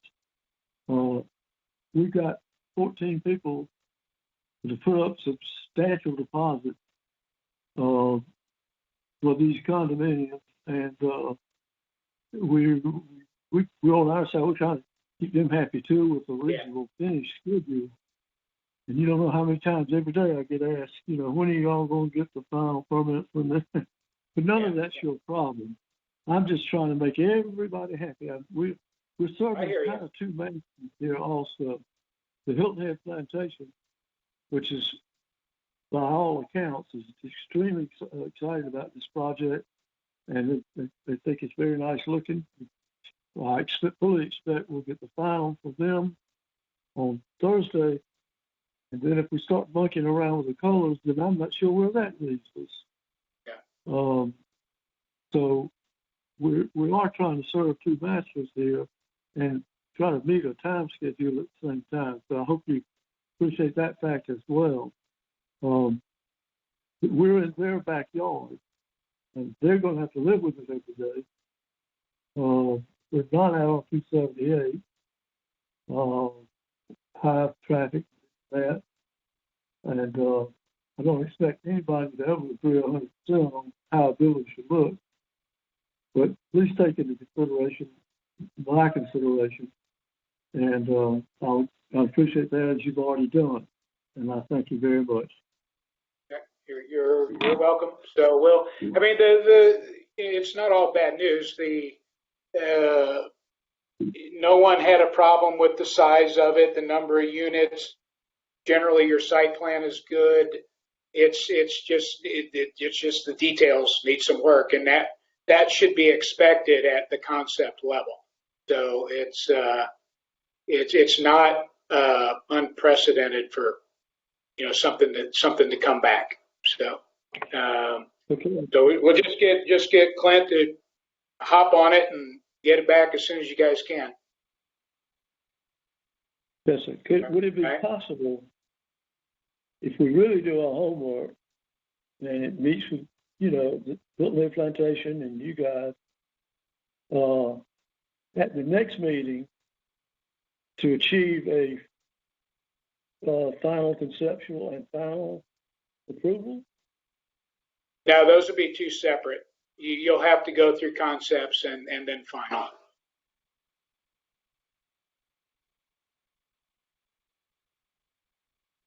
I can put this up for a vote, but you're not going to get your votes for conceptual. So,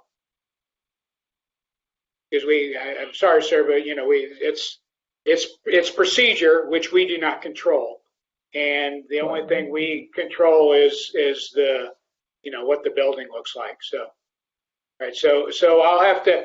We're running over on time, so I'm going to have to ask if you want me to put this up for a vote, or would you like to do a withdrawal and come back?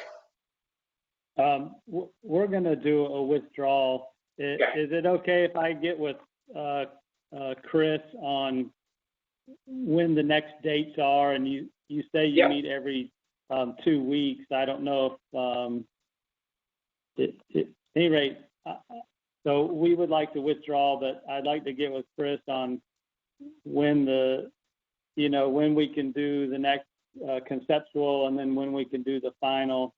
If you can do them every 2 weeks, if that makes sense.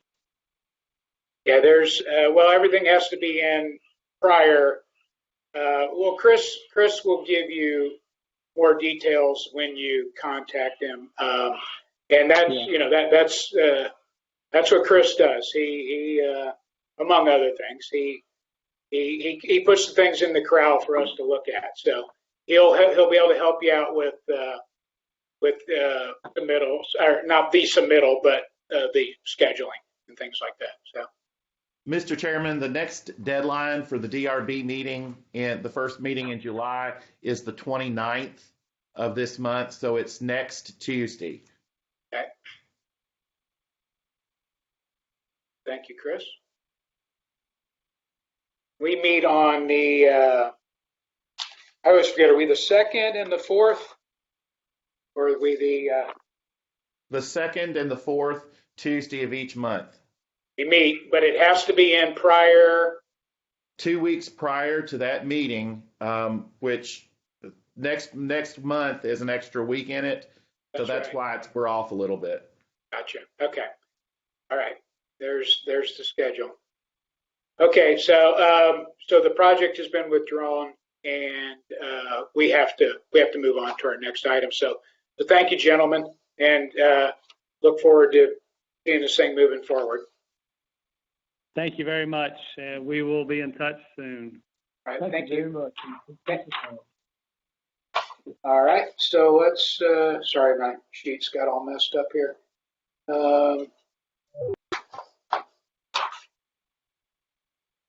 Notes.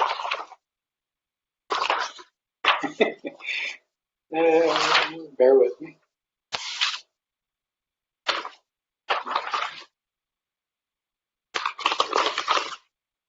Okay, next item. New development final for Pope Avenue Starbucks DRB 001318-2021. Chris?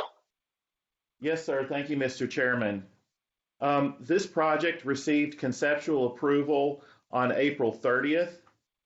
After that meeting, I'm sorry, let me back up. The slide in front of you has the site outlined in red. This is the proposed Starbucks location on Pope Avenue. Does everybody know where we are? And if not, let me know now. I see every head's nodding. This project received conceptual approval on April 30th. After that meeting, staff received concerns from citizens about the redevelopment.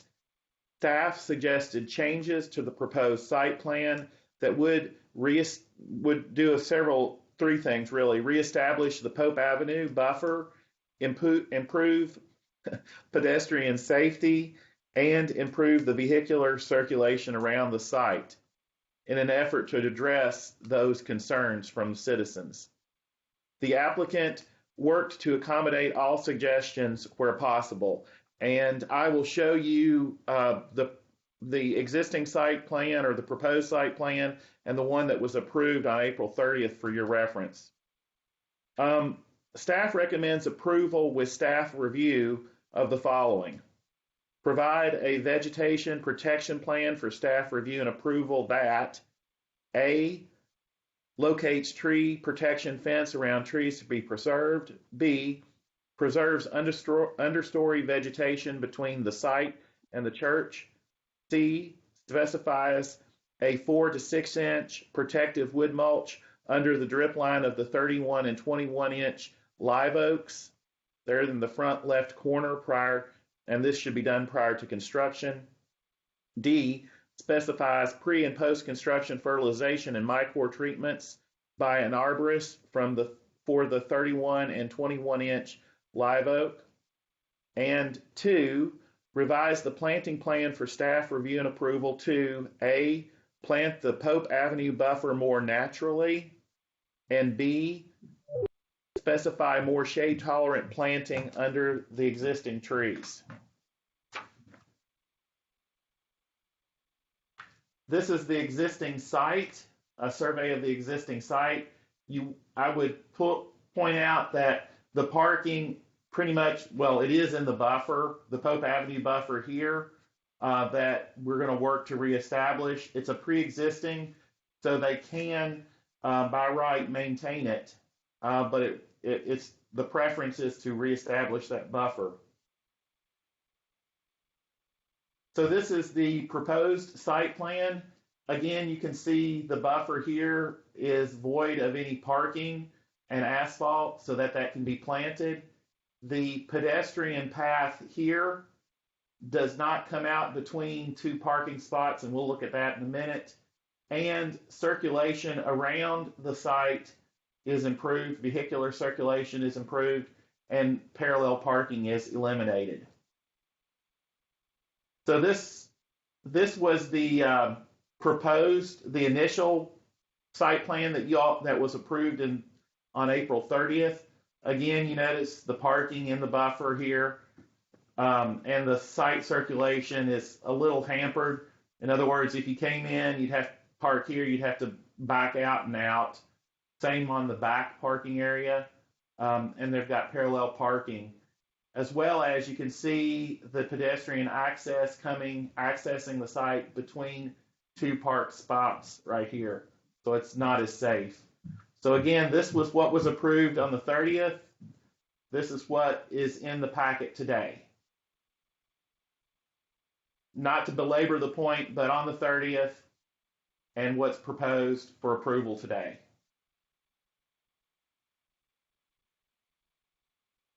This is a pavement plan Again, you can note the pervious paving out here and the concrete drive aisle and dumpster pad here.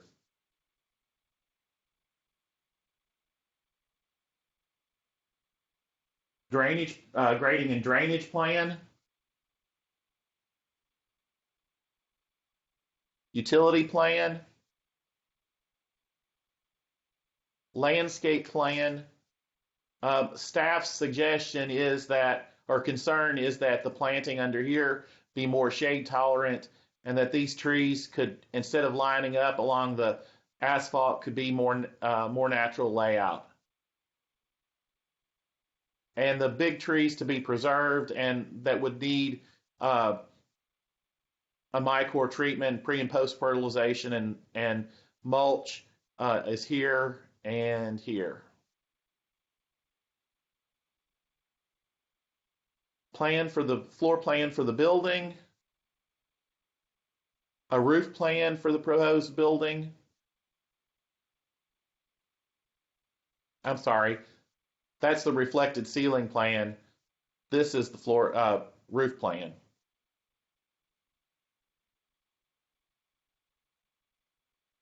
Section or elevations of the building,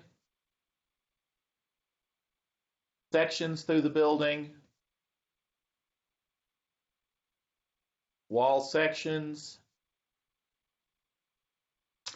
details of the menu board, dumpster enclosure details, color board, which was available for your review,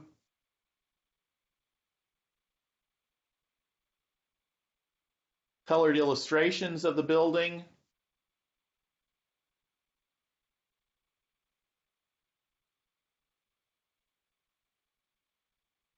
from the front of the illustration of the front of the building. You can see the pedestrian access, that front outdoor dining area. This is what you would see from the church. The existing vegetation that the staff is suggesting should be preserved is right over in this area. That's the back of the building. Again, here's another where that existing vegetation is that staff would like to see preserved or is suggesting. And color rendering that ties with the exterior finishes of the building. Proposed signage, site signage.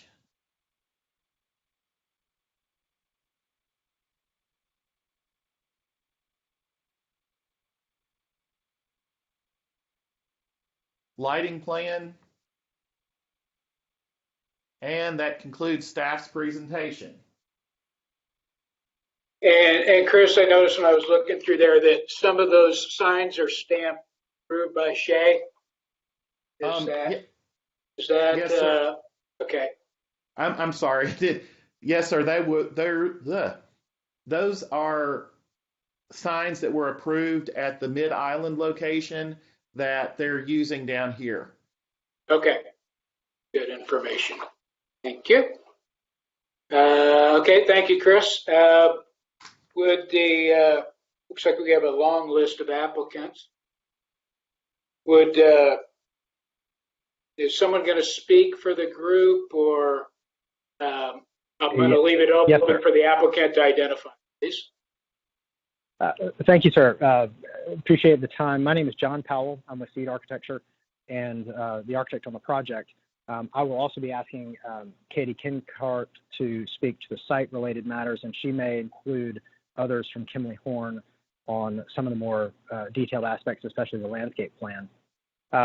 Just to touch briefly on the process, as Chris was helpful in explaining, we did come before you on April 27th and were granted approval with conditions. And in the interim, we made revisions to meet those recommendations and requirements, and then received a different kind of set of recommendations from staff, including the site plan that staff was gracious to work on for us. And so I just want to thank the staff for how much hard work they've put into this project. I've never had a team spend so much time helping us design. As Chris mentioned, the site design is completely different from what you saw last time. And so that's why I'm going to ask Katie to speak to that at length. To speak to the architecture, if you just want to look at some of the renderings, that may be the easiest way to point out some of the changes from conceptual to now. We received comments, especially about a parapet that was out of character and out of place in this area. And so we've completely eliminated that parapet idea and concept. There were canopies that were more contemporary in nature, and so we've replaced that with something more akin to a trellis type design at the front and on the sides.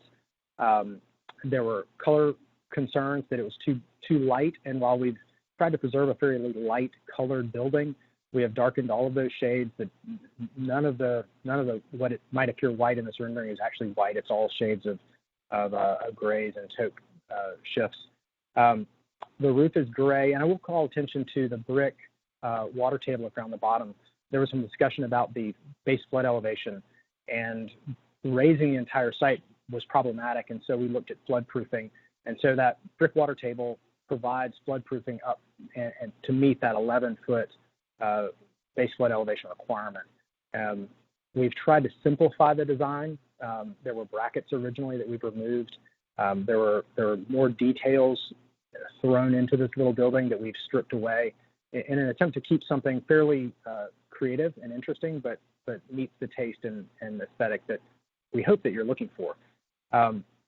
If there are specific questions, I'm certainly glad to answer them, but knowing that the site design was changed more radically than the architecture, I would like to make sure that Katie has time to speak to those changes, the effort that her team has put into really reversing the site design considerably, and exactly how that's played out in terms of what we're bringing to you today. Katie, are you available? I am. Great. Thanks, John. And thank you to everyone else for hearing our explanation of the site today. So as John explained, we had a pretty big turnaround on the overall site circulation based off of staff's review of the first submittal. So we have expanded upon the circulation based off of both the TIA, which has been approved by SCDOT, both with the previous site plan and this updated one, and have taken into consideration the access to Pope Avenue and the private drive in between our site and the adjacent church. So what that looks like, which was not represented on the last plan, is showing those restriping exercises that are shown bolded in between the two sites, and to include the bike and pedestrian connection, we have widened that access and placed the bikes prior to crossing the drive-through so that people are not stopping and trying to look for traffic as they're biking across. And previously we had the access between parking spaces. So this is just better enhancing pedestrian safety as they come across. And this is a walk-up window over on the patio area. So removes the bikes from that area and keeps it clear. Also for bike and pedestrian safety, we have added the stop bar and stop sign on the existing bike path on both sides of the access road. Previously, those were yield signs. And angled the parking up the top instead of having the parallel spaces, which were unfavorable. I believe those were the major concerns. Thank you. And just to kind of wrap up, just to say this, because I think it just is worth saying, I think the amount of work, especially Katie's team, has put into revising the site, I hope demonstrates that we are more than willing to make adjustments and changes. All of the staff recommendations for approval are certainly suitable to us, and we welcome your comments and feedback as well. So thank you. All right, thank you, John and Katie. Okay, so we are going to have a short public comment segment here. We have two members from St. Andrew by the Sea Methodist out there. Is that correct, Chris? Mr. Chairman, that was my understanding initially, but they're not online at this time. Oh, okay, all right. So we will bypass that. So I think everything's copacetic there. All right, well, let's move on to board discussion. We're going to kick off with Ms. Lippert. All right, thank you. And thank you to the applicant for, I'm gonna right away jump to the building and leave the site, although I think the revised site works very well. I'm going to focus on the building to make a couple of comments. They're very minor in my opinion, but I think they will make help shield some equipment and tweak a couple of the colors just ever so slightly. On A100, there appears to be a brick service yard, and I would like to see a gate at the open side, so that also, again, trying to respect the neighbor of the church so that they're not looking onto I don't know exactly what's in there, but condensers or whatever's in there. So I would like to see a gate there, similar in nature as what is on the service yard. Moving on to A101, I did not see a cut sheet. And I have to admit, somehow I missed the lighting plan, but I did not see a cut sheet on the fans. And I did see now, Chris, as you were going through on the lighting plan, the light fixture shown, but I also did not see a cut sheet on that. Did I just miss that, Chris?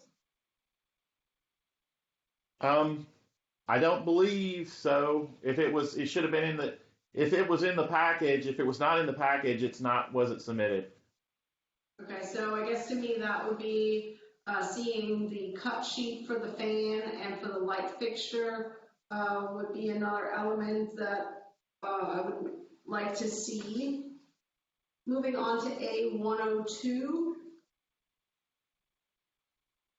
And the, let's say, plan southwest hip roof, I think it would be much to the advantage of shielding the rooftop unit, that if that southern is not a true hip, but if you continue it, sort of basically skip the last 90-degree turn for that hip ridge, and just exactly like what the northern portion is doing, bring it around and then just cut it off, if that makes sense. That can also better be seen maybe on A200. The next sheet. So looking at the rear elevation, by not turning that into a true hip condition there, but bringing that ridge line and only having the cutout for the ladder, that would help shield that rooftop unit, which will be quite visible from the adjacent site. So that would be the revision. Also on that same rear elevation, my recommendation is that the service door and trim be the jogging path color, just so that it blends in more rather than highlighting it. I did not see a sample of the awning color with the submittal. I also don't recall seeing the storefront color called out. So this is a question to the applicant. In the rendering, it looks like a clear anodized. What is the storefront color that you're? It's actually intended to be a gray, sort of a light gray color to match the roof in the renderings. So it would not be as reflective or shiny as an anodized aluminum. Okay, so I guess that to me would be another color that we would need to see what the storefront color.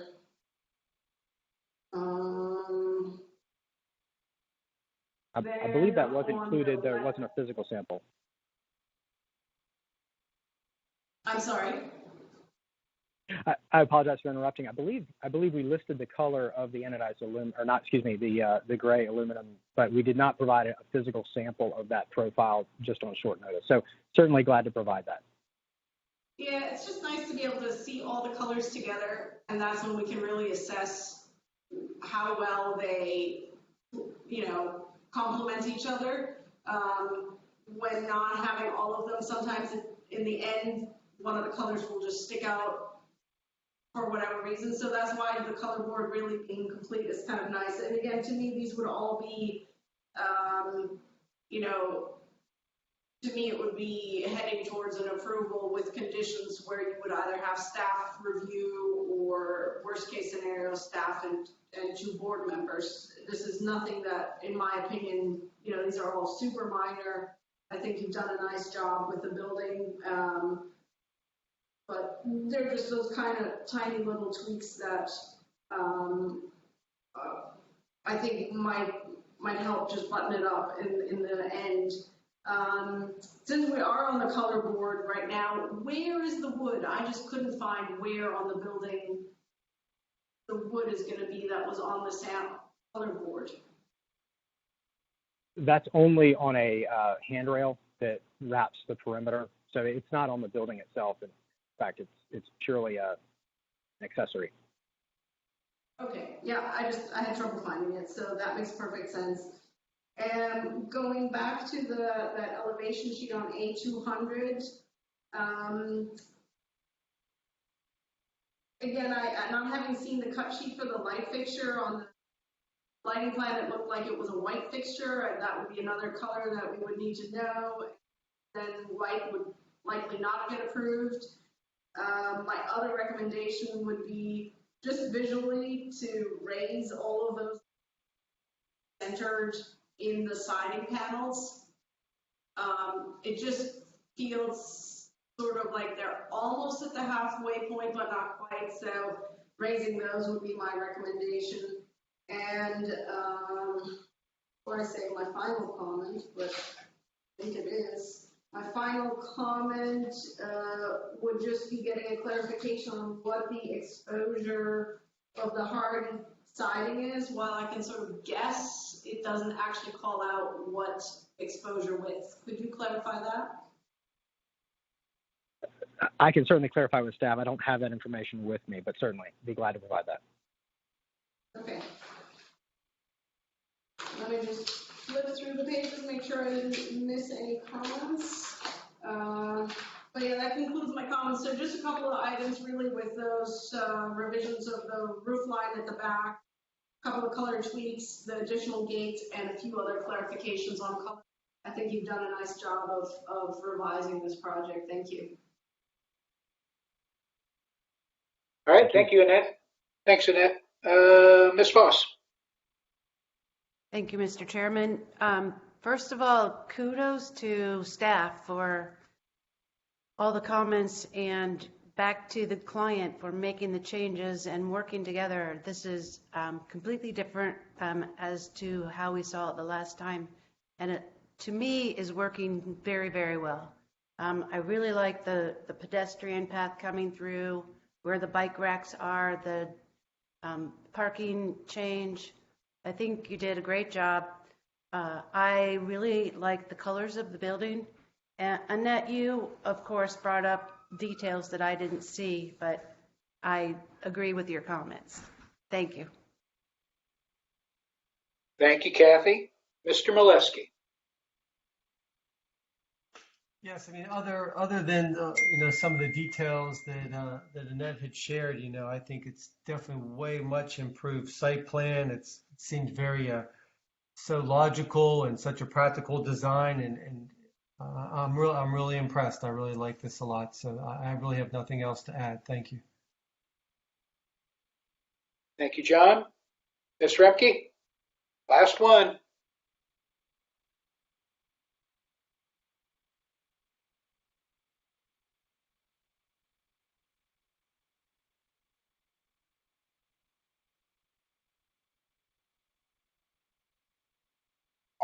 Yes, now, now we can.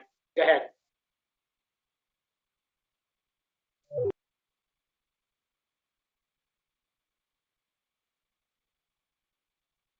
you went out again, Debbie.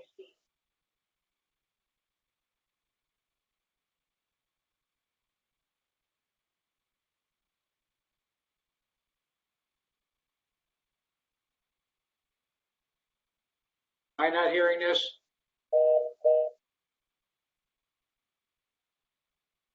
I think she's dropped the phone. She's on call audio. She's in the meeting audio. She's on her phone, but I think she's dropped the call.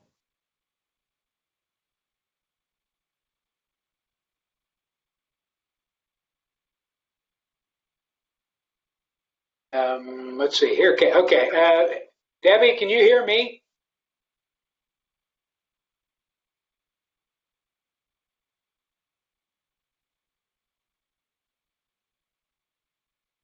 All right, let's move on, and then if Debbie, if you can, we couldn't hear you, so we'll come back at the end and try to catch you. Mr. Karstens. Thank you.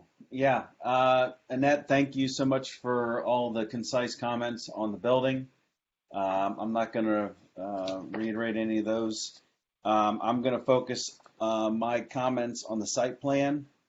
Did staff, Kate, did staff provide you with the site plan? Because I know you're working towards a parking requirement, and is staff in agreement that this row of 15 spaces is allowable? Because under the LMO, you can't have more than 10 without an island in a row of Yes, 15. this sketch was provided originally by staff, and we went back and engineered it to the best of our ability, multiple iterations back and forth with Chris, and he has approved the row of 15, and that's maxing out as much space as we possibly could squeeze for the parking. Yeah.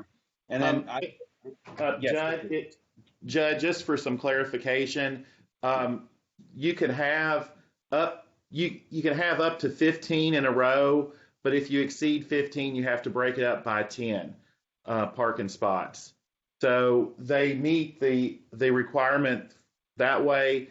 Also, there is, with their bike racks, they were able to reduce some of their parking requirements. Yeah, I know. I'm in agreement with the math. I was just on convention when it comes to parking, but considering how we're squeezing and we're pulling things off of the trying to reestablish that Pope Avenue buffer, as long as staff's on board with that, I will say I need to see canopy trees in the end islands. The magnolias isn't going to cut it. I know there's a lot of live oaks being put back in the buffer, along with the Drake elms. But those two islands and even the one end island on the back southwest plan side, I think those need canopy trees versus the magnolia versus the sweet bay. My last thing, we mentioned the railing that is around the perimeter building. Chris, if you could zoom in on just around the building, knowing that there isn't a detail for this railing, that's something that staff's going to need to see, especially since there's the metal component and a wood component, making sure that we have that full palette.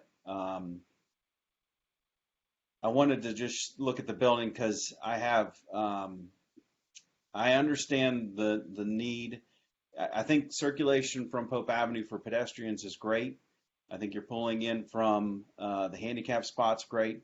The problem I have is all the spaces from the middle of the plan all the way around the corner, their ability to get into the building without having to walk down the drive-through aisle.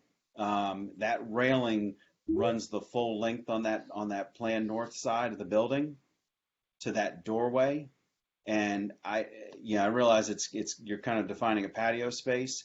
Is there any way we could pull that railing back, towards Pope Avenue and be able to have access to that door into the building from the parking lot directly? Judd, My apologies. I need to interrupt you for just a minute. Um, Mrs. Coffin is now in the meeting. Mrs. Coffin, I understand that we know that you're on. If you will just give us a minute to get through the reviews, then the chairman, I think, will be happy to acknowledge you. Just hold on, please. Thank you, Judd. I apologize for the interruption. That's okay. I was just asking if Katie and John could, with the railing, when they submit the railing sample or submit the final set of plans for staff approval, if that railing, right there near the right near the cursor, if that could be shifted towards Pope Avenue, just to give sidewalk access for all the people parking on that side versus having to come all the way around to the front of the building. That's something that we can work through and see what would best fit with the parking and protection. Originally was the thought separating the cars that are stacking in the drive-through from the sidewalk, but John and I can talk about what works best and create a solution.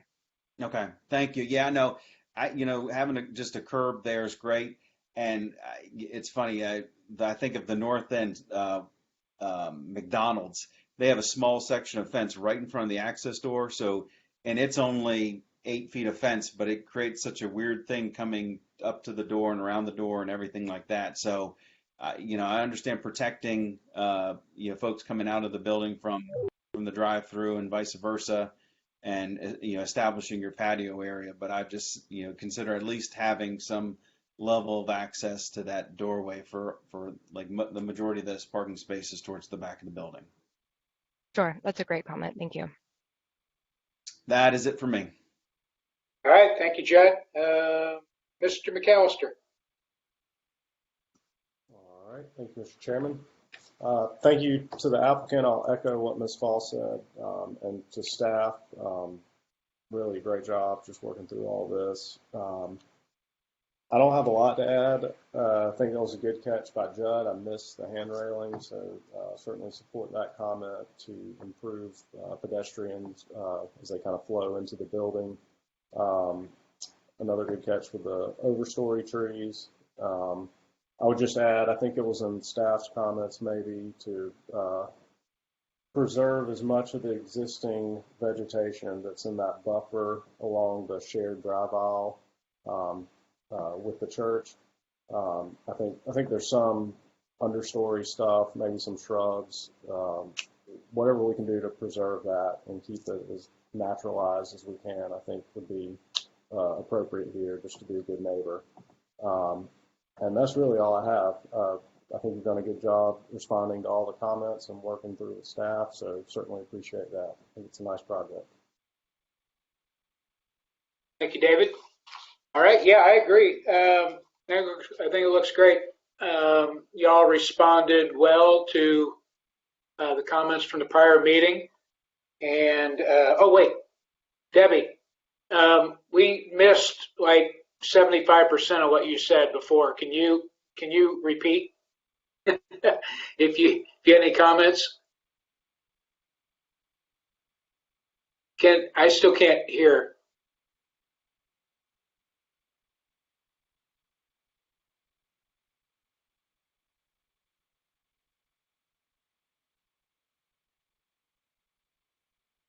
No. Mr. Chairman, she is on, obviously she's on the line, but she is unmuted. Debbie, are you muted on your end?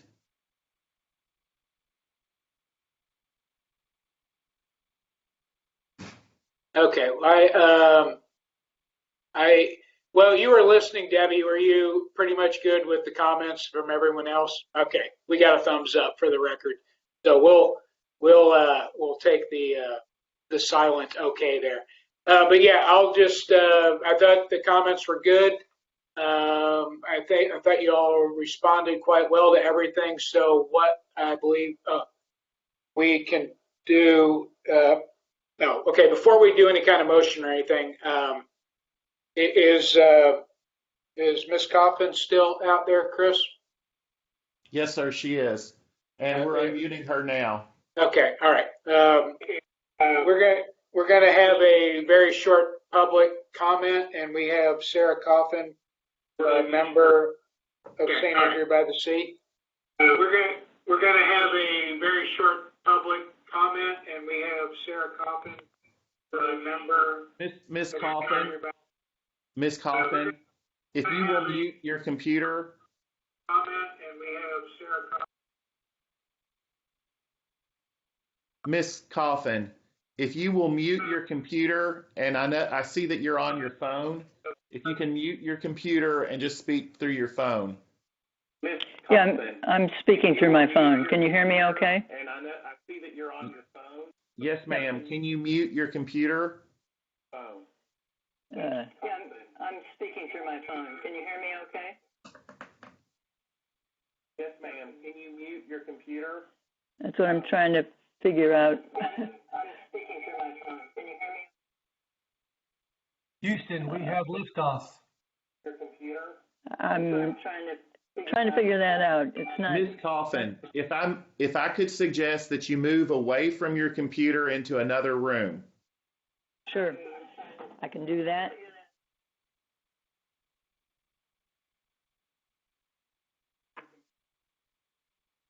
Chris, I've done that. Great, we can hear you. Go ahead and make your comments.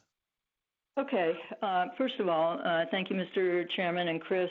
I'm going to make these comments, but I'm going to preface them with the conversation that was going on by the members of the Design Review Board, the suggestions that were made.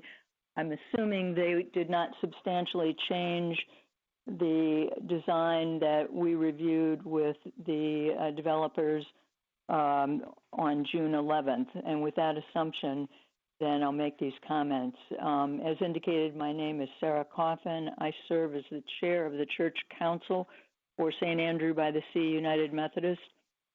On May 28th, I sent a letter to Chris Darnell to communicate on behalf of our staff and leadership. We are adjacent to the planned Starbucks, and we wanted to share some concerns regarding the coexistence of our two properties. And our main issues really could be summarized in one word: safety. The church owns the 3 lanes that allow for entrance and exit of our property, and an easement agreement grants access via those lanes to any future owner of the property under consideration.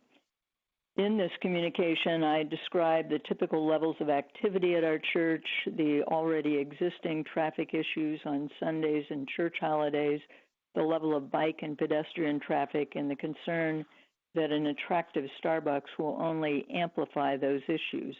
I also raised opportunities to collaborate with Starbucks to develop a healthy and positive relationship as neighbors. On June 11th, several members of our staff and leadership met with representatives of the town and the Starbucks developers. And while the latter could not, of course, speak on behalf of Starbucks, they shared prior experience in building many Starbucks properties, indicating that Starbucks also held safety as a high priority. They then shared redesigns that they had done literally the night before of this particular property that illustrated what we felt was a more user-friendly entrance to the Starbucks drive-through, along with a more spaced-out exit that hopefully will minimize interference with church traffic, primarily on Sunday mornings. The new design also illustrated the relocation of the bike parking further away from the path to minimize congestion on the path and potential spillover onto the driveway. They also described their experience with Starbucks as being very interested in forging positive relationships with neighbors. We did suggest evaluating the addition of perhaps another lane that would be adjacent to the church property or widening all 3 lanes. But we can say that in short, we felt that meeting was constructive and positive, and that the developers understood and responded favorably to the safety concerns we raised. And assuming that nothing has changed as a result of the discussion today, we support this and look forward to working together with both the developers and the Starbucks management as this project progresses. I'd like to thank you for your time and ask if you have any questions.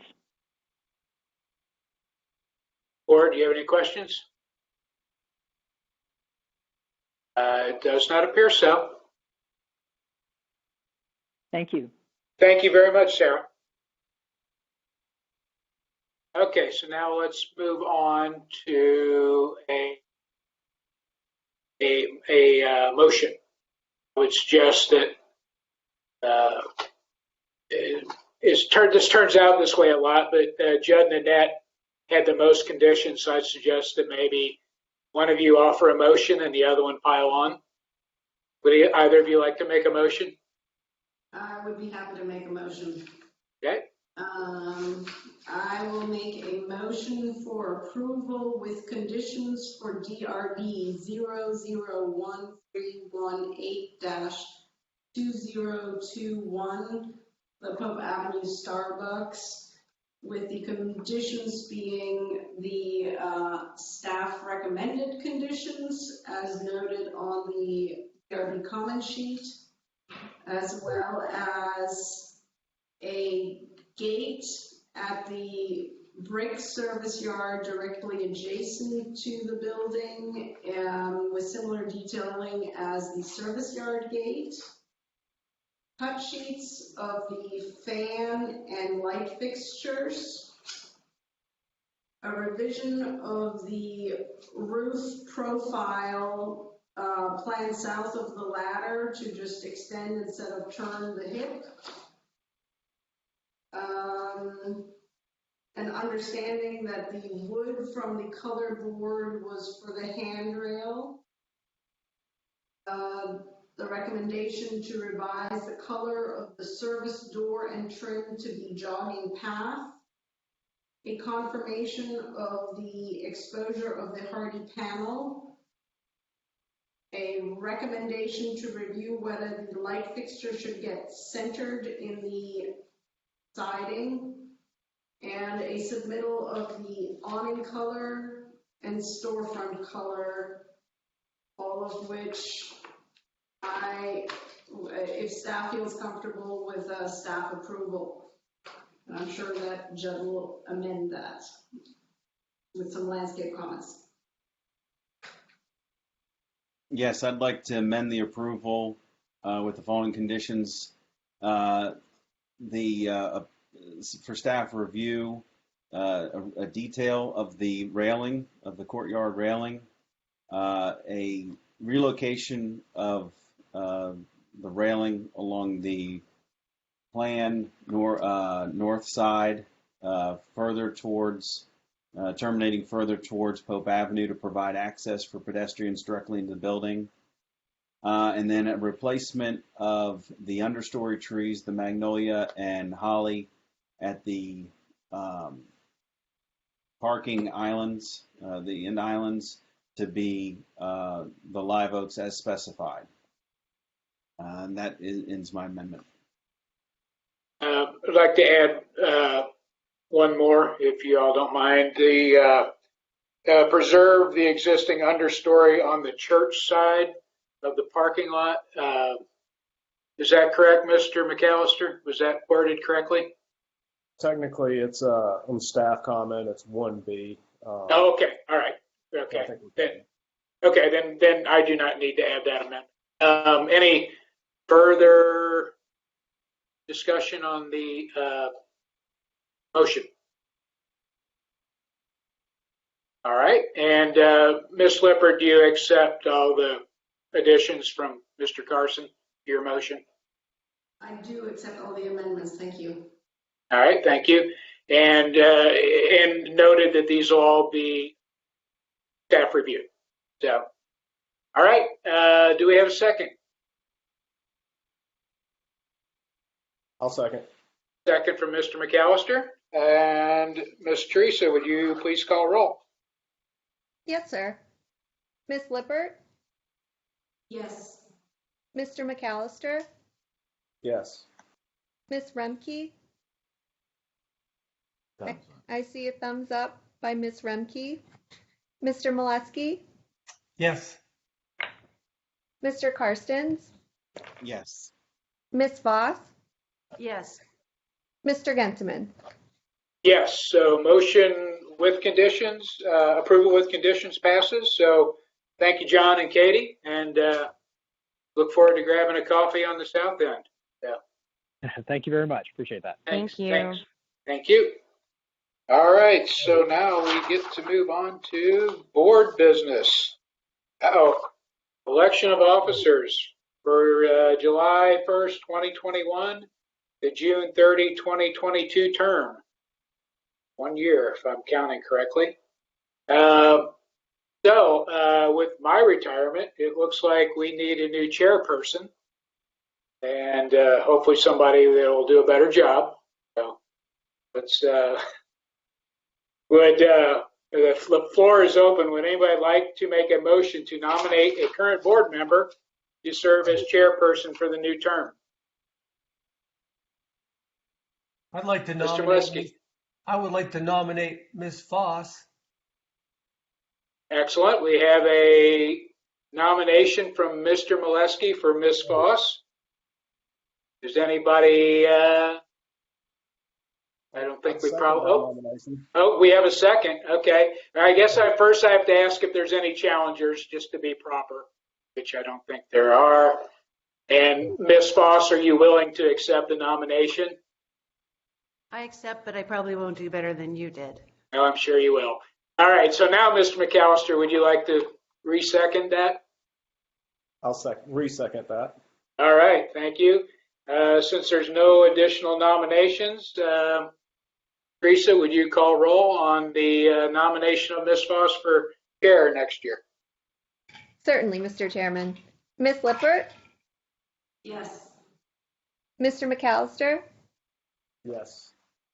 Ms. Remke. A thumbs up. Up. Mr. Molesky, Yes. Mr. Carstens, Yes. Ms. Voss. I'll abstain from voting. Thank you. Mr. Genteman. Yes. So we have a 6 with 1 abstain.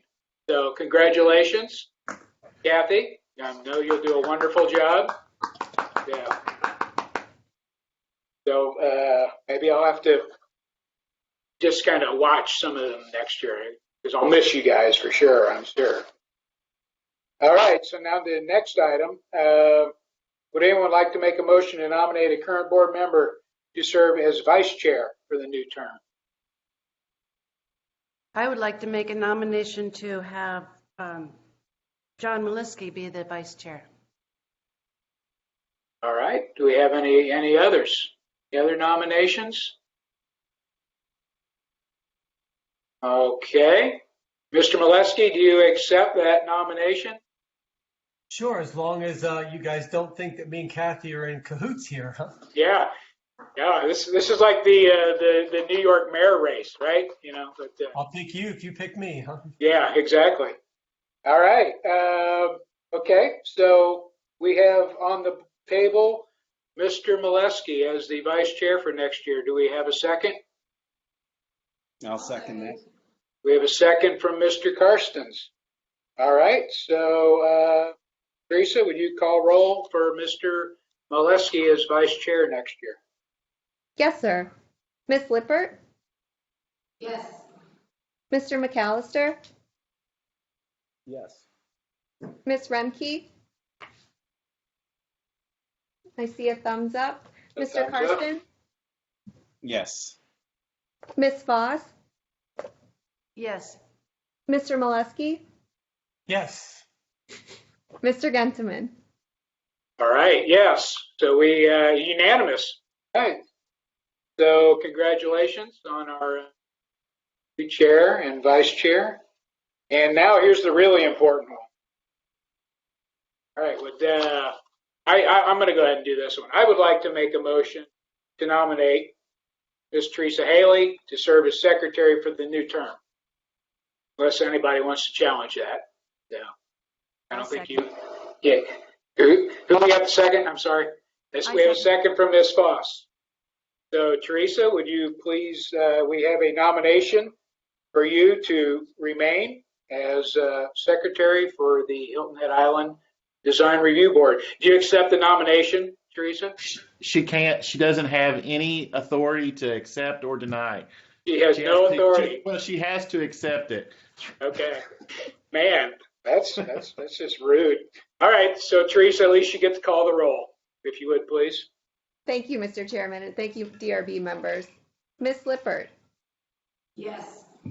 Mr. McAllister, Yes. Ms. Remke. Thank you, Mr. Molesky. Yes, and I want to add that was my only condition for accepting assistant sheriff. So Oh, well, it all worked glad, out. glad that worked out. Mr. Karstens, Yes. Ms. Foss. A resounding yes. Thank you, Mr. Gentleman. Absolutely, yes. So congratulations, Teresa, you did not escape. So, all right, looks like we're all set for next year. Or excuse me, the term, excuse me, not next year. So now we'll move on to staff report, minor quarter report. Chris? Yes, sir. Thank you, Mr. Chairman. There are a couple of things beyond just a minor corridor, which there is none this time. So there are no minor corridors since our last meeting. I would like, though, at this time to remind everybody that continuing education is due by the end of the month. And this is to keep the town in good standing with the state. So please, if you haven't gotten your continuing education in, please do so as soon as possible. The other thing I'd like to do is thank you all for suffering through the issue with the approval of or not of a conceptual review. The way that happened today is the way conceptual reviews are supposed to happen per the LMO. So it's an LMO issue. This does not, I just want to make it clear though, it does not change what we generally do at finals. We have kind of let that path at final kind of slide into how we deal with conceptuals, and that's per the LMO not correct. But what happened today was what needed to happen. So I thank you, and if you have any questions, please let me know. The other thing is we're back to in-person meetings, the first meeting in July. So we will be socially distanced in council chambers. I don't exactly know how that setup on the dais is going to work for you all, but it'll be clear when you walk in. And the other thing is I am following up, Kathy, I am still following up on your request. My apologies. The person that I needed to sit down and talk to has been on vacation for the last week. So it's still on my to-do list, and I'll follow up with that. I think, is that it, Teresa? I think that's it. That's it, Mr. Chairman. All right, well, it's been a pleasure. I enjoyed my 6 years on the board, and the majority of them with you all. So I had a great time. It was, it's a good feeling to serve your town. And so maybe I can take a year or two off from volunteer work and maybe get some work done or something. But we will all run into each other again, I know. And Debbie was there for all 6 of the years, so it was great serving with you, Debbie. And yeah, nice. We got a fan sign. And I know that Kathy and John will do an excellent job leading you all next year or next term. So that's it. I'm going to hand Kathy the gavel, and that's it. No other business before the board. We're adjourned. Thanks, everybody. Thank you. Thank you, Michael. Thank you, Bye. Debbie. Thanks, Bye. Michael. Thank you, everybody.